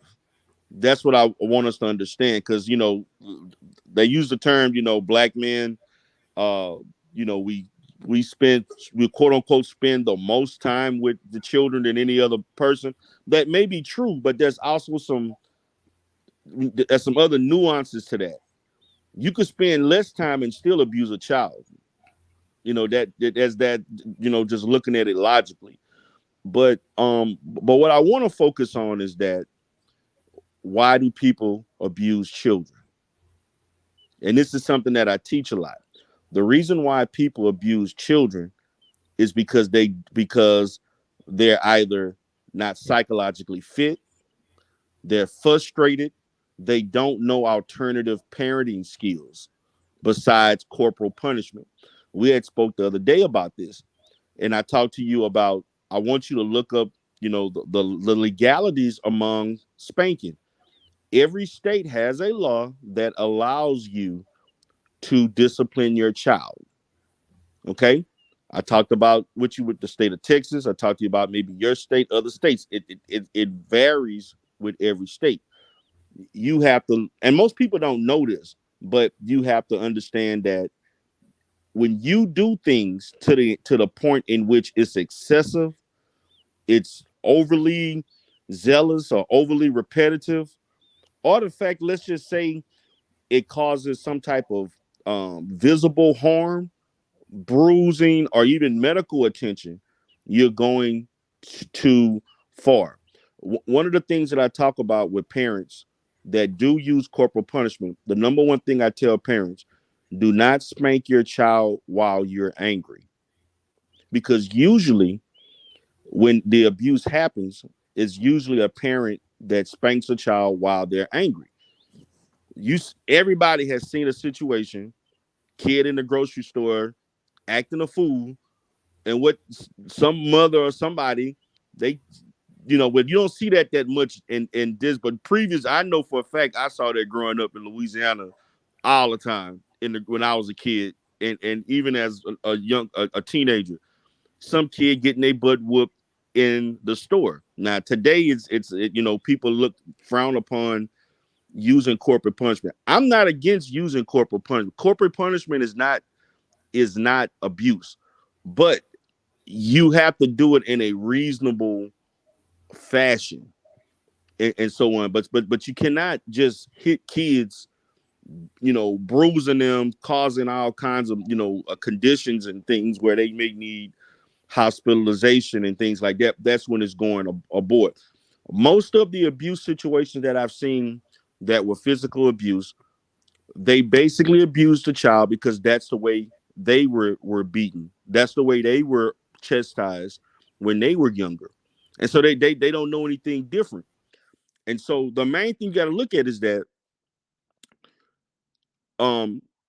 spanking your child should not be the only form of um of parenting. And for a lot of people who abuse children, that's the only thing they use. They don't use timeout. They don't take things away. They don't learn to negotiate. Well, not necessarily negotiate, but they don't know how to talk to their children to teach them how to do things and so forth, or to teach them problem solving or how to make better decisions. That's what parenting is. Those aspects of it contribute to you not necessarily having to utilize the extreme aspects of parenting when you're dealing with an adverse situation. So, I just wanted to kind of add it because I mean, I see a CPS case or whatever. Parents said, they don't listen. The kid don't listen to me. They don't do this. They don't do that. So I had to do this, and I'm overwhelmed. I'm stressed out. I'm this and that. All these different excuses. But you, as the parent, supposed to be in control. You're supposed to be the person that's supposed to dictate how things are supposed to be going. You are responsible for that child and correcting a child's behavior. And correcting a child's behavior does not mean every time you do something wrong, you beating and hitting on them. There's other ways of doing that. There's other ways of taking away things that a child values, and things like that, or putting them in situations that they're not comfortable in. Those are things you have to do. You have to be creative in parenting your child. And to me, I feel like should be easy because they have all these different things that kids like with these gadgets and these phones and these the game systems and all this stuff. Take all that stuff. When you take those things away, kids value those things, and they will alter their behavior to get those privileges. And so what I state is that use a multitude of things when it comes to parenting, and not just focusing on the fact that you got to hit a child to get their attention. And you got to be careful. And this is one of the biggest things that I understand with I just had an extreme case. I had a child that mom put his foot in boiling water as a means of as a means of trying to discipline him. Boiling hot water. He needed hospital care. He hadn't seen his mother in 5 years. He's 11 years old. He remembers that incident like yesterday. This lady has psychological issues. She has a lot of issues going. So so you're going to see the extremity of things like that. That's the kind of stuff that I will see. It's usually not this thing where you took a belt and you just swiping and you got whips on his butt. No, I'm talking about stuff where somebody's foot got almost burned and things like that. Cigarette burns are extreme. I'm talking stuff you would never think of, So I just want to understand that, like, I understand, and then I know, like, in our community, we talk about spare the rod, spoil the child, things like that, and we use religion. This is stuff I heard as a kid and so forth. So in the Black community, we have valued corporal punishment and so on. But my thing is that we have to utilize other methods in conjunction with that, and not just that alone.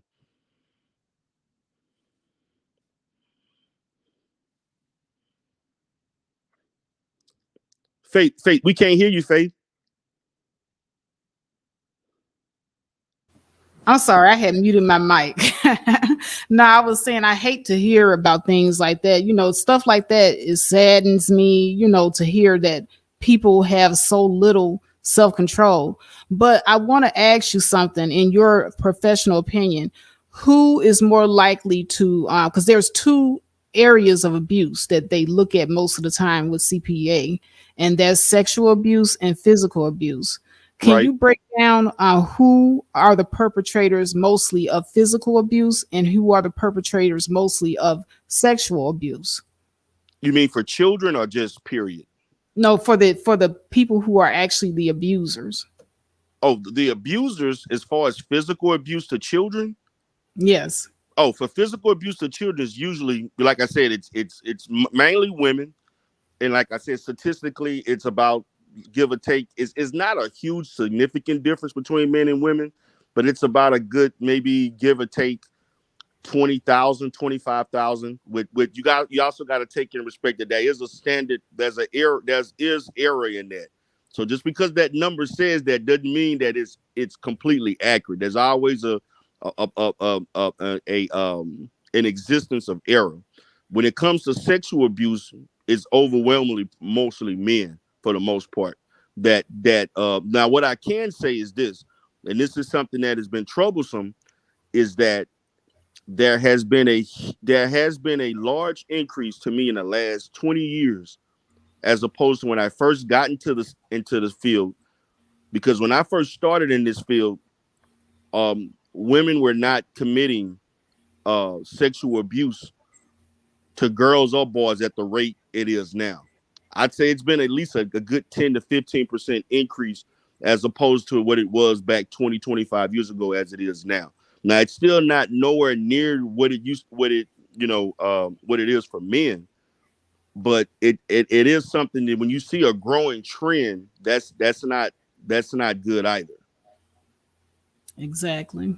Yeah. All right. So I want to go ahead and thank you, D. Darrell, for offering us that valuable information, because a lot of people don't understand and they don't know that there are differences. Overall abuse is overall abuse, but sexual abuse is usually committed by men.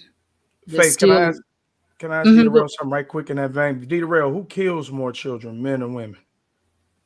What do you mean by kill? Kills. Whatever kills encompasses on every level you can think of killing. Who kills more children, men and women? Explain to me what you mean by method of killing. Any method, all methods. Who does it more, women or men? All together, tally them all up together. Who does it more, men or women? Men kill children more than women. I was just going to say, I have the stats right here in front of me, and it says right here in the stats that men are more likely to kill a child. Not more likely. Men are more likely to kill children. Can you quote the source? Can you quote the source? Can you quote that source, D. Darrell? You can look at Statistica and find that. You can look up actual world history. Faith got it in front of her. You can I've actually. looked up stats in front of you. I've looked it up and I've seen it where they said women did it twice the amount that men did it. So who's Are you- right?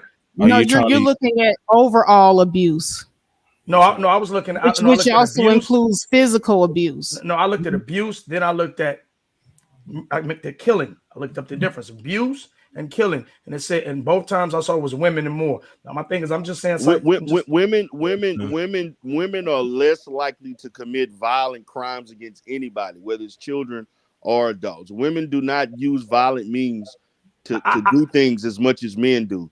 All right, so are we talking about 45%? The 55%? Is that what you want to do more? Well, you said you're quoting something, right, David? What are you quoting? No, hold on, hold on. Where's your source? Let me just talk to Dita. I can get to it, so just hold on. Because what I'm saying is, I actually have a stream on my channel where women define themselves by conflict, and I show plenty of women fighting each other, fighting in clubs, fighting all over the place. Now all of a sudden, women don't do violence. David, let me ask you this question. No, I just want to know, women don't do violence, Dita Real. You said women don't do violence. Is that what you said? David, what I'm telling you is that I'm not all over the place. I'm right where I need to be. Go ahead, Dita Real. David, it's not intelligent to use anecdotal YouTube. I'm not. I'm not. That's an insult. That's an insult. That's an insult. Intelligent conversation. That's an insult. If you want to quote your source, I'm willing to discuss your source. All right, let me ask you this, Dita Real. Okay, no, don't mind. Let me ask you another question. Dita Real, growing up, observable reality, and I'm gonna ask you too, Mr. Emotional. Growing up, who did you see physically and verbally abusing people more in the neighborhood when you were growing up as a child?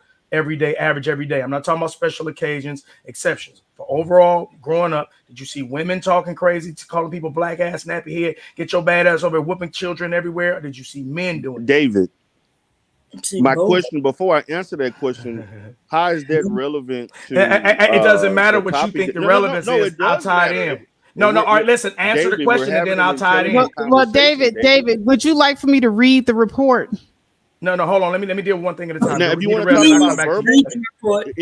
to talk about verbal abuse, we could talk about verbal abuse, but we're talking about sexual abuse and we're talking about physical abuse. Okay, but wait. Let me say this. The only reason I'm saying what I'm saying is because ultimately, Rude's stream that we originally all were on, it wasn't about children consenting or thinking they were mature. That was just one of the things that people said.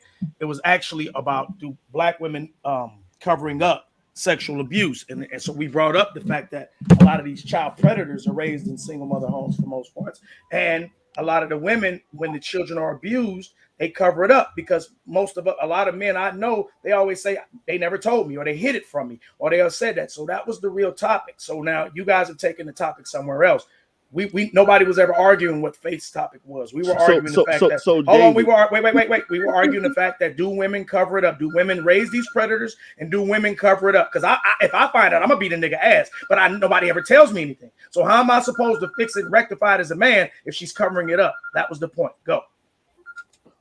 You call covering it up. If a little girl don't tell you, you call that covering it up. No, that was Bomb. That was the name of the title. Bomb. Rude's panel was called "Black Women Never Cared About Children Being Sexually Abused." They covered up. They covered for the abuser. So then, what we were saying was, if that women are raising these, so most of these predators are being raised by women, and then if they hide it from us, but then they blame men. They blame men for the predator who we didn't raise, and then we're blamed for not doing anything when they didn't tell us.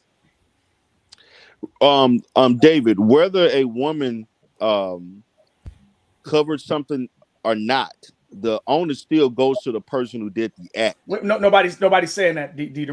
I agree with you. He's definitely held accountable. But listen, how do we rectify the situation if nobody won't say anything? We have the conversation. We want to raise responsible men that don't touch children.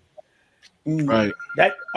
Yes, we do. But in the meantime, for the ones we missed that raise children, how can I rectify the situation if nobody tells me about it? Educate them. Y'all dancing? No. It has nothing to do with education. Listen, it doesn't have to do with education. What the hell? Why not? If my neighbor next door doesn't tell me, somebody's got a phone ringing in the background. That's me. I'm sorry. That's me. If my sister, my neighbor, whoever you want to play, if no one's telling me that the child is being harmed right across the street, right up the street, right in the same house, if nobody's telling me, How do I rectify it? And what y'all are doing was pissing me off. Is y'all are dancing around. Y'all supposed to be intelligent people. Y'all dancing around. I'm gonna answer the question. No, you no, can't. we're not. Hold on. That's what if you're she doing. doesn't listen, if she's covering, she's complicit. She's the problem. That doesn't happen. All right, that's David. what I'm talking though, Dieter. I'm not talking. David, but we never told you that doesn't happen. All right, listen, but that's the topic. That was the topic. That's what we were addressing, and that's what I'm addressing now. Okay. You know, the thing about it is, and I actually work with young men at a group home. A lot of men never ever had proper conversations or discussions about proper and improper touch. They never had it. They never were educated about that. So when we're having these conversations now, and as they get older, they start having realization that, hey, oh snap, I was sexually abused or I was touched. Like, damn, I didn't know that. Like, then it starts pinging in their head as they get older. Because BMT, I'm not talking about the child, BMT. I'm talking about the complicit what are you parent. talking about? I'm talking about the complicit adult that knows the child was touched and hides it from us, so we can't do anything. But if a child, go ahead, Bob. I'm sorry, the man who, see, y'all don't want to talk about the person who did it. We do, Bob. These men are not just doing this to girls; they're doing it to boys too. Right, but I'm saying, Bob, I agree. The perpetrator, look, I would beat the perpetrator's ass. That's the point. If I don't know, how can I beat his ass? How can I get him out of there if the woman is covering for him? Is nobody hearing that, or y'all just conveniently jumping over that? I'm trying to get to whooping his ass. David, in most of those situations, David, I'm gonna say this, David. I've probably been involved in at least probably 200 sexual abuse cases. Mm-hmm. Probably 8 of them involve somebody lying, or probably maybe another 10 involve somebody, maybe somebody trying to hide something. That doesn't happen as often as we want that to believe. It doesn't. What? Most of the time, whoa, D-Derail. Let me ask you. Let me just be clear. I'm gonna give it right back to you. Let me just be clear. I'm gonna give it right back to you. Let me just be clear. You're saying cover-ups don't happen a lot? What you want to look at, I'm talking about reported cases. Okay, that doesn't mean they're not happening. Listen. David, wait, listen, me finish. listen. I'm trying to explain. Let me just say this. The difference between non-reported and reported. But okay, go ahead, brother. All I'm saying is there's a lot, like the perfect example. The reason we don't know about a lot of boys being touched because men don't report it. Boys don't report it. This is why I was saying earlier. No, they do. They actually do get reported. That's not true. No, wait, listen. No, they don't. True. All right, listen. I got you. Now let me respond. Most of us growing up. Now, if y'all tell me, yeah, I know y'all lying, and I'm gonna just get off because I don't want to do with lies. Most of us growing up, we found out that there were a lot of stories. We find out later. We find out now that women and kids and adults that are adults now, they were touched and nobody got punished for it because nobody said anything. The only reason we find out was because once the kids grew up into adults, they talked about it, but nobody found out when it happened right after the time. Now I'm not gonna go. I don't need a book to show me. I don't need stats. I live it. I've seen it. I've heard more cases not get reported than reported. Okay. I think, David, what you're trying to say is that the women are not protecting the girls or the children, that they are seeing stuff and we're just letting it slide by. And you don't think that the men, the predator, are actually making it so that the woman don't know? Wait. No. Hold on. You were I noticed that you told a story the other day on your stream about something that happened to you that was really, really horrific when you were a child. Do you mind sharing that with us? No. So when I was a little girl, I had friends of the family come around, and what he would do is he would chase me around and tickle me in front of everybody, right? And every time he would come, he would I was like almost like a friend, right? But I'm a little girl. He was a teenager. He would come and chase around, tickle. He would do it in front of everybody. So it was no big deal. And then he started to progress. Now he's not just tickling me, but he's touching me on my butt, grabbing me by my little breasts because they were little. I was young, right? I don't even think I had breasts at the time. I didn't. Until he progressed enough to where in front of everybody, he would tickle me and start putting his fingers inside my vagina. Nobody noticed. And I'm young. I'm not even processing what's going on. So that's what they do. Like you mentioned it earlier, grooming. This term grooming, where they groom the whole family, not just the little girl, boy, but the parents, not just the mother, but sometimes the father too. Adults sitting around and just thinking nothing of what's going on. So these are facts. And so when we try to make it seem like the women knew what was going on, or even the fathers knew what was going on, that's not necessarily true. I showed also a story where a man, 26 years old, killed his daughter, 10 months old, by having sex with her right here in Philadelphia. Okay, so we can't act like there's a people just not paying attention. We, I don't like. Can we not trust anyone? That's the point I was making, though. That's the point I was making, right? Just given the fact that so many black women, especially on this platform, they speak so negatively about black men, right? Like you all have learned the dark truth about black men. You've been knowing it, but now you hear other women share stories about black men and how black men are the dirtiest motherfuckers, the grimiest people, right? Dusties. No matter if they pretend to be good or they just coming out letting it be known that they ain't shit. So when I made the statement about, okay, when it come down to these mothers allowing men to come around their teenage daughters, right? You've heard so many cases of these men having sex with these women's daughters. It's just what it is, right? And a lot of time the mothers knew about it, because in order for him to successfully get away with that, it's nowhere in life that she just did not have a clue or didn't know that. Like, as you just trusting your daughters around this nigga every goddamn day for a whole year straight. Now, come on, man. We talking about black women with good discernment, very smart. And now you understand that your boyfriend, even though he's your nigga, that he's not the exception, because this is how you feel about every goddamn man you deal with. You just happen to like this dude. So all of a sudden now, when I say that, okay, well, you say what? Didn't I give an example? Didn't I give an example of him doing what he was doing in front of everybody, not just aunt and uncle, but cousins, everybody. That's what I'm saying. You know what I mean? Exactly. But it's other stories though, Bum, not just from you, right? It's other stories that when you hear women talk about how they had them uncles or male cousins, or some man of the family or friend of the family who was known for molesting children, right? And in the case what me and Dave talking about is that women hid that away from the men, because men do not sit around men knowing that these men sitting around molesting these children and really doing all kind of foul shit to kids, and we sitting around playing dominoes and cards with this nigga. So a lot of times the women I'm not done talking, man. So when it comes down to these women covering up, yes, women do coddle and cover up a lot of shit because they don't want nobody hurting.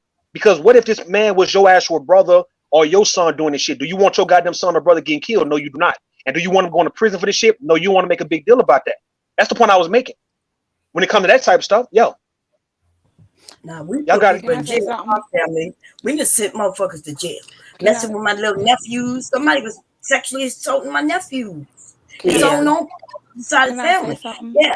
We sent them to jail. And women are taught to sweep it up under the rug and hide the family secrets. This a taught behavior.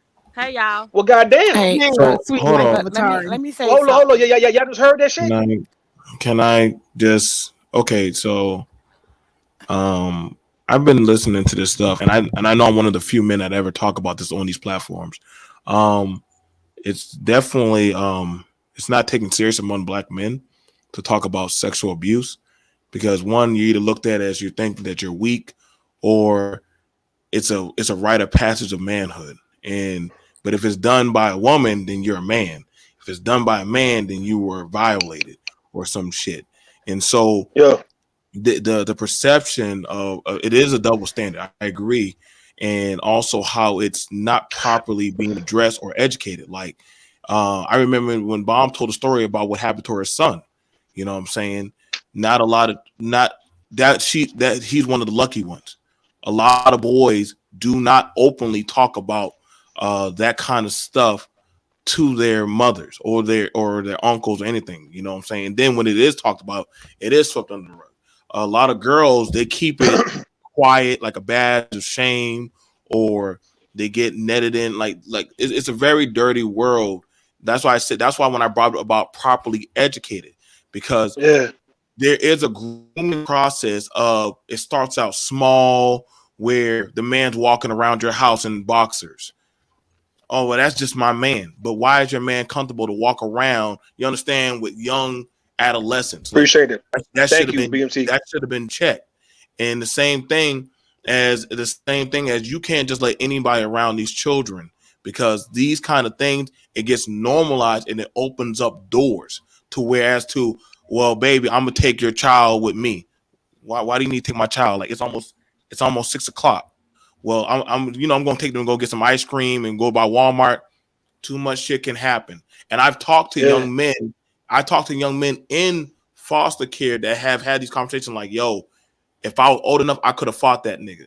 And these stories get really bad. So we do have a problem in our community where I've heard pray about it, give it to Jesus.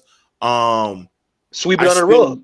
It's a lot of sweeping under the rug, and it causes But a lot of resentment and vitriol with the individual. But I've heard the heartbreaking story that Faith shared with me about that one girl where, despite what her family put her through, she still loves her mother. And I know a lot of boys that, despite what some of these people, they still have this affinity. They actually become from the prey to the predator and start exacting that same behavior on other people, want to feel that power that was felt like. exactly. Well, So ain't that? Hold up, Hold on, BMT. wait, You wait, wait. repeating I want to everything I've talk been after saying though, BMT. BMT. I've been waiting. Hold on. I want to talk after BMT because I let All right, Bro but talk, BMT, you repeating and everything then I've been saying though, and BMT. I want to go after BMT. Okay, Please but be respectful. let China White go. We have to go in order, and she was waiting patiently. Go ahead, China. So this is what I'm seeing here. When I see these panels, a lot of times when you see women talk about sexual abuse and then the topic come up, what's taking place with boys, I think men should speak more on it because we're women. I can tell you about unwanted sexual attention I received when I was a child. I don't know about you. I don't know about what's going on with men and how men were touching, etc. Men does not do those panels. Every time I see a woman talking about how she was sexually abused, how things went on, then you see a man hit the panel and say, "Well, what about men? What about boys?" I'm not a man. I am talking about from my experience when I was a young girl, or from what I seen what happened with my mother or my sister. I'm not a man. BMT and a lot of other men, they'll say that men are real embarrassed to talk about those type of traumas. You can't put that weight on me because I don't know your experience. I can't tell your story. So if a woman is telling her story on what took place in her life, it's up to you as a man to help other men to have the conversation. If you are ashamed and embarrassed, don't wait for other women to say, you know what? I'm going to air out the unwanted sexual attention and how I was touched on, how I was abused as a child. And then you hit the panel saying, oh, hold on, hold on, hold on. Well, men and boys have been raped and molested. Hold on, hold on. Why are men are not doing panels like the women are doing, which I understand? Yes, boys have been touched on. I get it. But more men need to speak out. And I see that as gaslighting as fuck. Because Man, you being disingenuous because men hold don't on, let me infiltrate women finish. Let me panels talking finish. about that Let kind me of shit. No, hold on, finish. hold on. Men do not No, no, no, infiltrate no, women no. You're panels gonna let me finish. running I'm not done. interference. I'm not done. I'm not done. So when women having a conversation on I'm women not panels, dog, don't done. nobody Like get in what the way part of of that that you're shit. not getting? I'm not done. I'm not All done. right, tell us what happened with you when you was a young No, girl I'm then. not All right, done. since you I'm talking. Keep not going. done. Why are you being so rude? Why are you being That's my so name. fucking rude? That's my Why are you motherfucking being name on so here, bro. fucking Yeah, that's his rude? name. Why are you Bro, being that's my so fucking motherfucking rude? name. If That's my a name. woman is on a panel talking about sexual events she Say, got when she say, was a man, why you child, lie? Why you holler? I why the can't hear you, fuck bro. do I always get men hitting panels talking about, oh, men They do don't hear this and women that? panels talking like that, man. Yes, Nah, they they don't hear do. They women panels talking always like that. No, they do. do not. They always bring up All right, who other panel? Who boys panel? Who have panel? been Who panel? abused. Who panel? Who But panel? why Who haven't, panel? wait, hold on, let me finish. Why don't men do topics on how they was touched and how they Who was But panel, this, China? abused on? but I wait, wait, China, always who get panel? that. And then this the thing too. Just like right now I'm having a conversation, there you go giving me pushback on me telling you what I see with other men. And BMT just said men are ashamed and embarrassed. So I'm asking you, who panel? What female panel, dog, that men getting on interrupting the female conversation? What female panel? I have seen women having those conversations, and then the topic, like, come on now, Rue, don't ask me that. All right, I'm asking you who panel. All right, I'm asking you who panel. I've been in this space 3-4 years too. Y'all always want to have that fucking gender war bullshit when it comes to sexual abuse. It's not about that. A lot of times China. You stop fucking yelling because nobody can hear what you're saying, bro. Name a female. Name a woman's panel. Name a woman's panel, dog, that men get on and interrupt the flow of the woman conversation. Name me a female panel. Name me one. Gaslight me. That's not gonna want me. Who gaslight you? You the one saying this shit. It's not gonna work. Say, man. You're gaslighting. You saying this shit. Because if a woman is talking about her sexual trauma, and then as soon as the woman talking about sexual trauma, it's like, what about the boys? What about the statistics of the boys? Hey, we're talking about shit that took place with us. What the fuck are you talking about? As a matter of fact, I'm here. Live stream talking about men trauma. All right, China. All right, goddamn, man. What the fuck, man? We hear you, nigga. Now, on the case of Fade. Now, Sister George mentioned the boys on your panel. I'm trying to see what men came up here and mentioned like boys going through sexual assault before Sister George. I'm confused. But what are you talking about? No, you said Faye. You said I asked what woman's panel that men get on interrupting a female conversation talking about what about boys, and Faith and Bond both said mine and mine. Here all the time and interrupt a female conversation. We talking about we come out of sexual. No, we talking about when young boys getting sexual assaulted, right? We talking about that. Not other conversation y'all be having. Rule, what you're doing, you're deflecting. This is what I'm saying. What you mean? How the fuck I'm deflecting from answering a goddamn question though? That what you said, right? You said this is what the fuck men are doing. You said this shit. You said that men get No. Trying. Yeah, get on computer. You can't hear shit, man. And you can't talk on the damn anyway. But no, in the case of what China is saying, she said that men get on women panels, interrupting the conversation, or when women talking about how they was sexually abused when they was young. And men come in saying, what about us? We was too. Who? I'm trying to see what panel have men have interrupted. No, but listen. Tell me. Hold on, Rue. Hold on, David. That's why. Let me say this. That's a rabbit hole. Right now we're on the stream talking about men and boys and girls. It's teens. It's not girls. So we're not talking about girls. So I don't know why we're talking about derailing streams. That's not happening today. Talk when that's happening. Today we're talking about teens, and believe it or not, this wasn't even about teens doing it good. This all stemmed from Faith coming on Rude's panel. And again, we still ain't got into the fact that women covered up. So I'm gonna ask all y'all. So are y'all telling me the majority of cases of sexual abuse that happened in boys and girls, most of them got took to the police, nobody covered them up? That's where I'm at. Y'all still keep going dancing around. Yeah, exactly. That's facts on that one. We're not saying that doesn't happen. Nobody says. So can you answer the question though? Can you answer the question, ladies?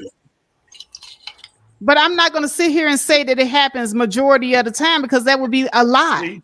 See? Okay, that's the point that we making though. All right, if you saying no, according to what you guys are saying is that you women, like Bomb said, in her family, everybody called the police, right? So that's her family. But the majority, like we were saying, the majority of the women of a family do not report when children are being sexually abused.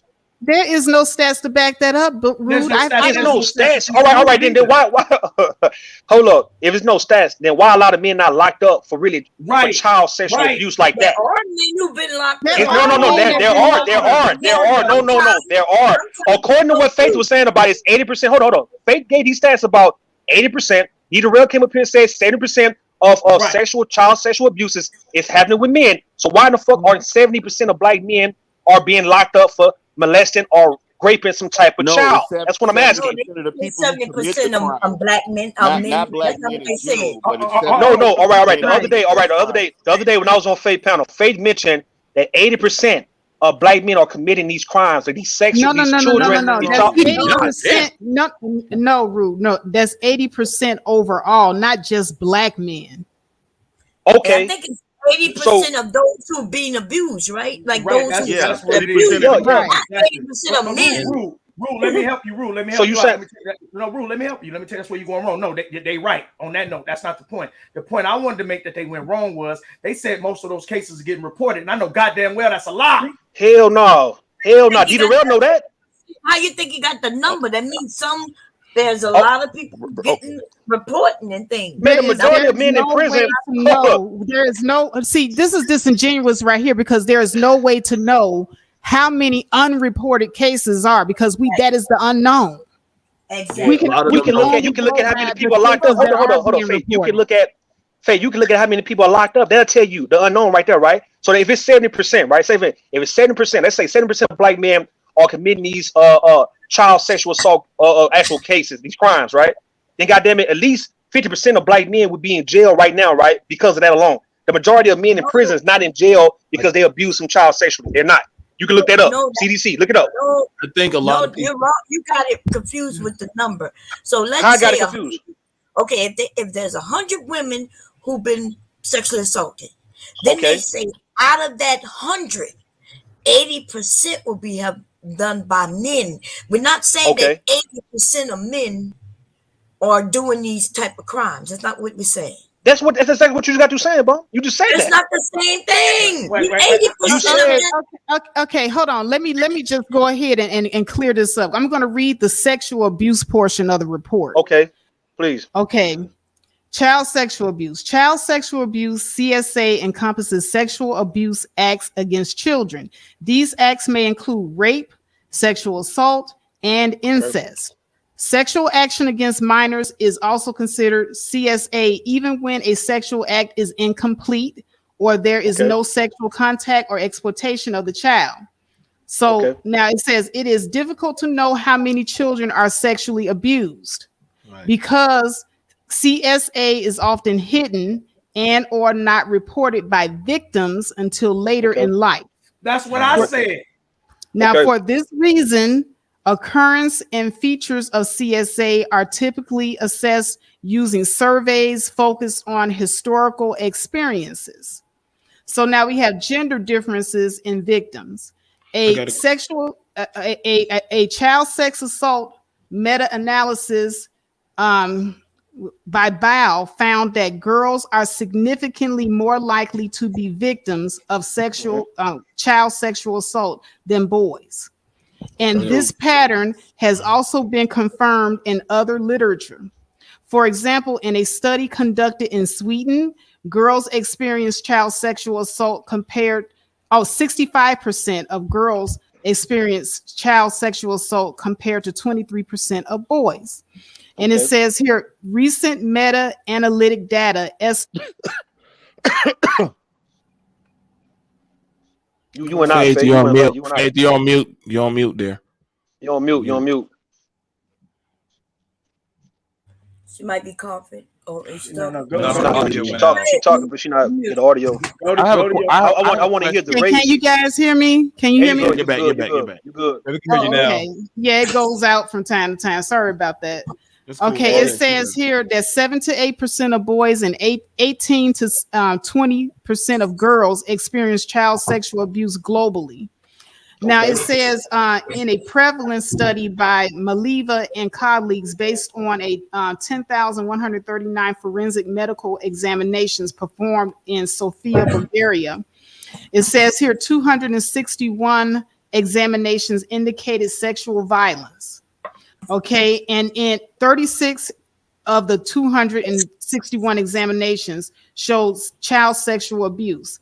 In 87% of the examinations, there was evidence of child sexual abuse. The victims were girls, 87%. Okay, now while cover-ups. hold on. While only 13% of the examinations, the victims were boys. Now, researchers in the U.S. have reported that approximately 1 in 20 boys are sexually abused, while 1 in 5 girls are sexually abused. Okay, and research on gender of the victim as a function of perpetrator of the victim is very limited. However, it appears that males are more likely to sexually abuse girls than they are to sexually abuse boys. Okay. Wait, did this turn into the sexual Hold on, let me finish. Let me finish. I'm reading out the stats. While female perpetrators appear to be uncommon, female perpetrators may tend to be more likely to sexually abuse boys than girls. Now, with 2,516 individuals were questioned about prevalence of child sexual abuse and their experiences with child sexual abuse in Bulgaria. Of the 2,516 individuals surveyed, 10.5% reported experiences of sexual abuse, and victims of male perpetrators were primarily girls, but victims of female perpetrators were split. So the female perpetrators, it was split 50-50. Okay. Okay, that's that. No, I appreciate that, Faith. Now let me go back a little bit, like, and I'll be real quick. All right, so getting back to what took place while we all here now, right? Because what Sister Joy, the comment she made, right, that a lot of folks disagree with, and then me coming up here to actually tell you guys that I understood exactly where she was coming from. So when she made the comment about little girls and pretty much saying that women and little girls, when females are not innocent like that, and she told everybody that she was told by somebody who worked in the school system that these elementary school kids and these middle school kids are actually doing this type of shit, right? Engaging in homosexuality, bisexuality, and even performing sex acts on bus, right? Like nowhere at that point where Sister George denied that these little girls have gotten this from somebody else, right? So she acknowledged that even now, even on her show yesterday, she acknowledged that yes, these little girls have been groomed, been violated for the reason why they are violating, but that wasn't the point she was making. The point she was making was that, hey, the fact that they now have learned it, now they're actually taking this to abuse other people and they cause harm to other folks. Let me ask you something. If 87% of victims are girls and 13% of victims are boys, why would we deflect to boys when we're talking about girls? Right. And if the majority of perpetrators that commit the abuse are men, and the least majority are women, why would we focus on the small majority instead of the larger majority of men that are sexually abused? Let me get this. All right, because it's not. Hold on, Dave. I got it, Riff. Let me say it. It was the timing in which you said it that threw everything off. No, we understand the timing, but it was the point. No, listen. It was the timing and when she said it. It was the point she was making, right? She was overall her point was women, teenage girls, and goddamn little girls, that they are not innocent when they learn things, right? So we are acknowledging that even when somebody learns something, they are innocent. Even when they, and that's the point. Listen, bomb. This is what I'm saying. We talking about the fact that they learned it, somebody did to them, and now they doing it to somebody else. That folks are acknowledging that point. So that's where. Can you guys hear? They get real. We're not ignoring that somebody done it to them. You guys keep focusing on that for what reason? Why y'all doing that? What's that about? But can you focus on that? Can you focus on all right, so we gonna focus. No. We gonna go back and focus on that. But right now, at this moment, that wasn't a point. That wasn't a point that Sister George was making for why she made that point. She wasn't talking about how the little girls was abused for the reason why they were abusing girls and boys now. She was making an example based on what somebody else told her. So this really wasn't Sister George's words. It was somebody else's words, and she repeated what somebody told her. You know, Sister George. All right. So we going based on It's not about if we know that or not. We going based on what she said on the bomb. That's it. So we're not denying that a little girl learned that. Hold on, BMT. We're not denying that a little girl learned that from somewhere for why she's doing that. That's it. We're not denying that. So we would never deny that. We're not sexualizing children like that. But the fact that we are acknowledging that, yes, even underage children are engaging in sexual activities, and that's the issue that all of us need to be speaking on, and not acting like we so triggered and traumatized by the thought of children engaging in sexual activity, because it's been going on for 50 plus goddamn years. That's the whole point. Other than that, you ladies are right. You missing the point, and I'm gonna give it to BMT. You missing the point. Okay. She was what was the point I'm missing, Bob? The young kids, right? And I'm talking about her, what she came up here to do on that panel. Okay, she was making it seem like kids are doing something. No, she was calling out women overall, though. Females. No, she was calling out girls, little girls. Remember, 10 years old. She mentioned the little girls, but she was mentioning women and the little girls. She did. That's not the same thing. Abusing boys. If little boys and little girls are having sex, that's what they supposed to do. Yeah. But grown ass men shouldn't be involved. That ain't what she said, man. Right. Oh Lord. Bomb, that ain't what she said. What are you talking about? You can't talk about little girls and grown women. Sister George said that some of these little girls are fast. Mm-hmm. Okay. Yes. But you can't talk about little girls and grown women in the same breath. And how many times we've heard people call little girls fast, though? Even women call little girls fast. No, wait. Well, see, that's something that runs prevalent in the Black community that we need to change. Well, hold on. Right. We do. You're right. I fact. Let me get it for 2 seconds for context. I'm not in. I'm just gonna give it for context. She was actually talking about what little girls do with other little boys their age on the bus. She wasn't talking about grown adult men. Her point was making that children children. All children aren't sweet and innocent. That was all she was saying. She But wasn't they started out talking about Kevin Incorrect. Samuels. They started out talking about Yeah, but Kevin she's saying Samuels. that kids. No, as a matter of fact, Sister Stop. George started talking about how she was raised and the women who raised her.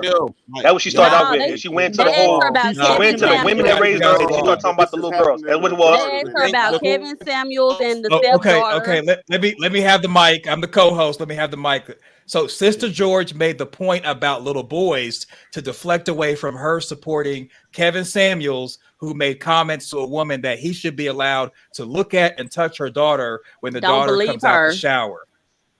That was the whole point And of she Sister said, George anyway, that's talking what, about the don't little act boy's like little comment. girls Hold on, are hold on. not. Hold on, life of Atari. Hold on. Can you hear me? I'm just saying Yeah, we gotta this is a fact. This right here is the point. All this deflecting, all this what if game. The point is that Sister George introduced a fact to move the spotlight away from the fact that she supports Kevin Samuels. That's why she made the comment, and we're going down rabbit holes as opposed to address the fact that she made predatory statements. She supports predatory behavior, and now she doubled down on her own channel. So okay, go ahead and have it. Now we cleared it up. Okay, but wait, All let me right. say this. Who, Wait, let me whose say turn this. Hold up, is man. it? I Whose waited, turn man. is I've it? been patiently Whose waiting turn for is y'all, it? dude. Y'all keep Hold cutting. on, Like, wait, let me just say this. no, Faith man. didn't make Y'all that. just been saying that shit for a while, man. Faith, wait, let I me just say literally. this right quick, BMT. I'll give it right to you. What do you Faith got to say didn't make to it. Okay, I tell you what. I tell you what. We'll take turns. Because David Johnson, when you came on, you basically was a train wreck with the panel. So we'll go. I got it. The order that everybody came in at. It'll All right, be let me just make this quick statement, and I'm BMT, done.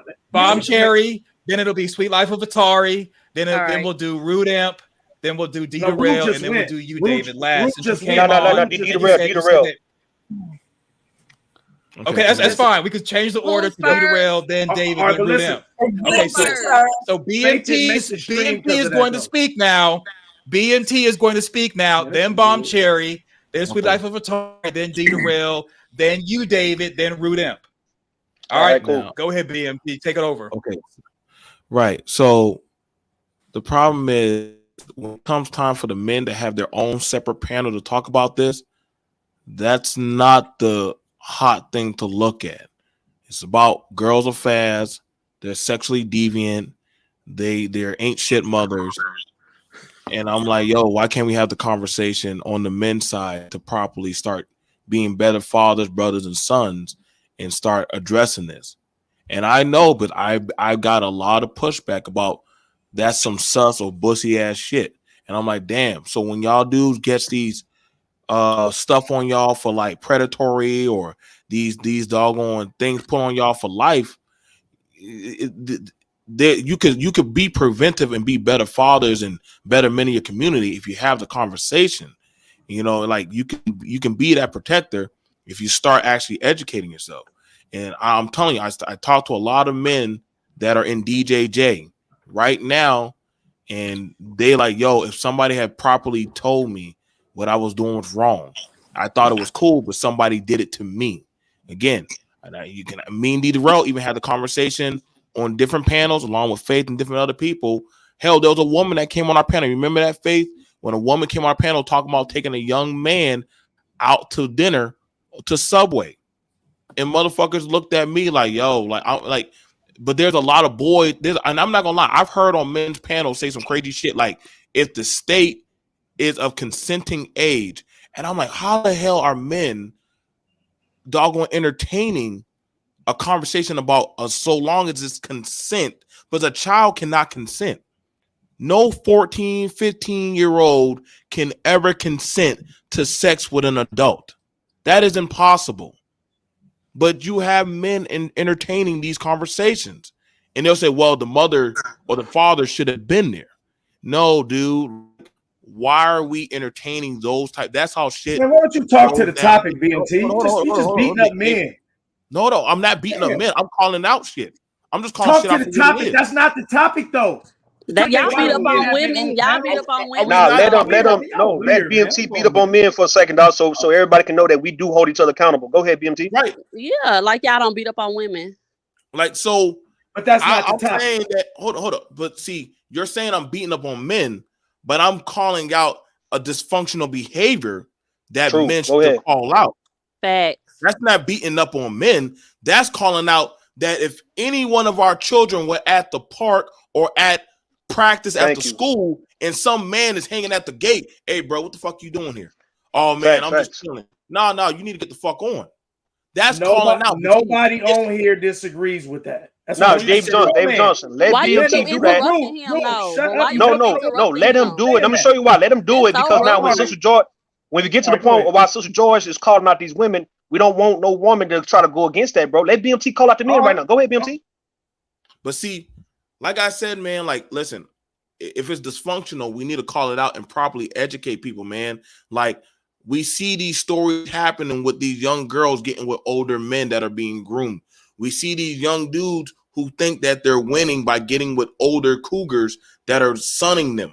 And then they mentally are fucked up. Like, this shit can be prevented if we start actually educating these younger people and start actually having these parental conversations. Like, hey, like, that's not cool. Like, and listen, when I was younger, I mentally blocked off some bad shit that happened to me because I couldn't understand it. Okay? I'm not joking around. People do that. When shit happens to them, they psychologically block shit off. So that way they don't have to think about it. They can try to go on with their life. But it comes back to that's repression. So thank you. And that's actually a natural thing that the brain will do to protect itself. So when people say, well, why didn't the child talk about it? That's because the brain is trying to protect the person before they have a breakdown.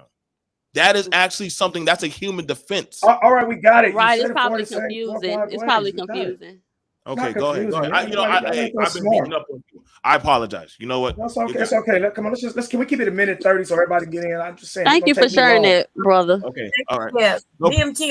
So I don't think these men understand BMT is trying to protect even the boys, right? He's mentioning what if we do certain things, we could protect our girls and our boys. But anyway, I have to say that there's a few of you who just don't understand what the topic is, okay? Because y'all, I've heard somebody come up here and talk about, well, if you're 5 years, listen, why don't you just tell the old people to leave the young people alone? How about the young people don't know no better, right? They don't. They think they know everything and they really don't. 16, 17, even 18, 19.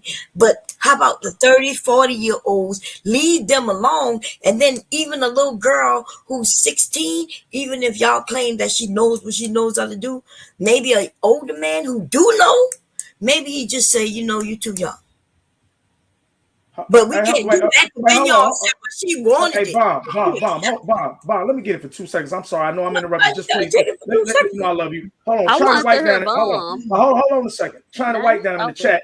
And what she's doing is real bad. And I don't like that. See, that's slander. I own everything I do. And see, Faith is highlighted. Like, check this out, China. Check this out. I don't like that melodramatic shit. Check this out. I fuck up child molesters, China, and I don't like you playing me that way. I came up here with one goddamn rule with your silly ass little girl, and I'm gonna tell you this. I said I beat they ass. I got a problem with the fact that the women are not telling niggas. That was the whole purpose I came up here. I agreed with Faith when I said I don't think a 13-year-old should be with an 18-year-old because they're not mature enough. I agreed with that. I was just saying 5-year differences, 25 and 20 to 25 is cool. If 13 to 18 is wrong, 20 to 25 should be wrong. But the point I'm making at the end of the day, I'm making a hold up, Bob. The fact I'm making is women don't tell nobody about the shit. And I've heard way too many women say this. So I know somebody capping. Either stats capping or these bitches capping. How about the black men stop doing it? How about the black men stop doing it to people? How about the black men stop doing that to children? No, how about you tell me so I can fuck them up and make them stop? Being How about you tell me?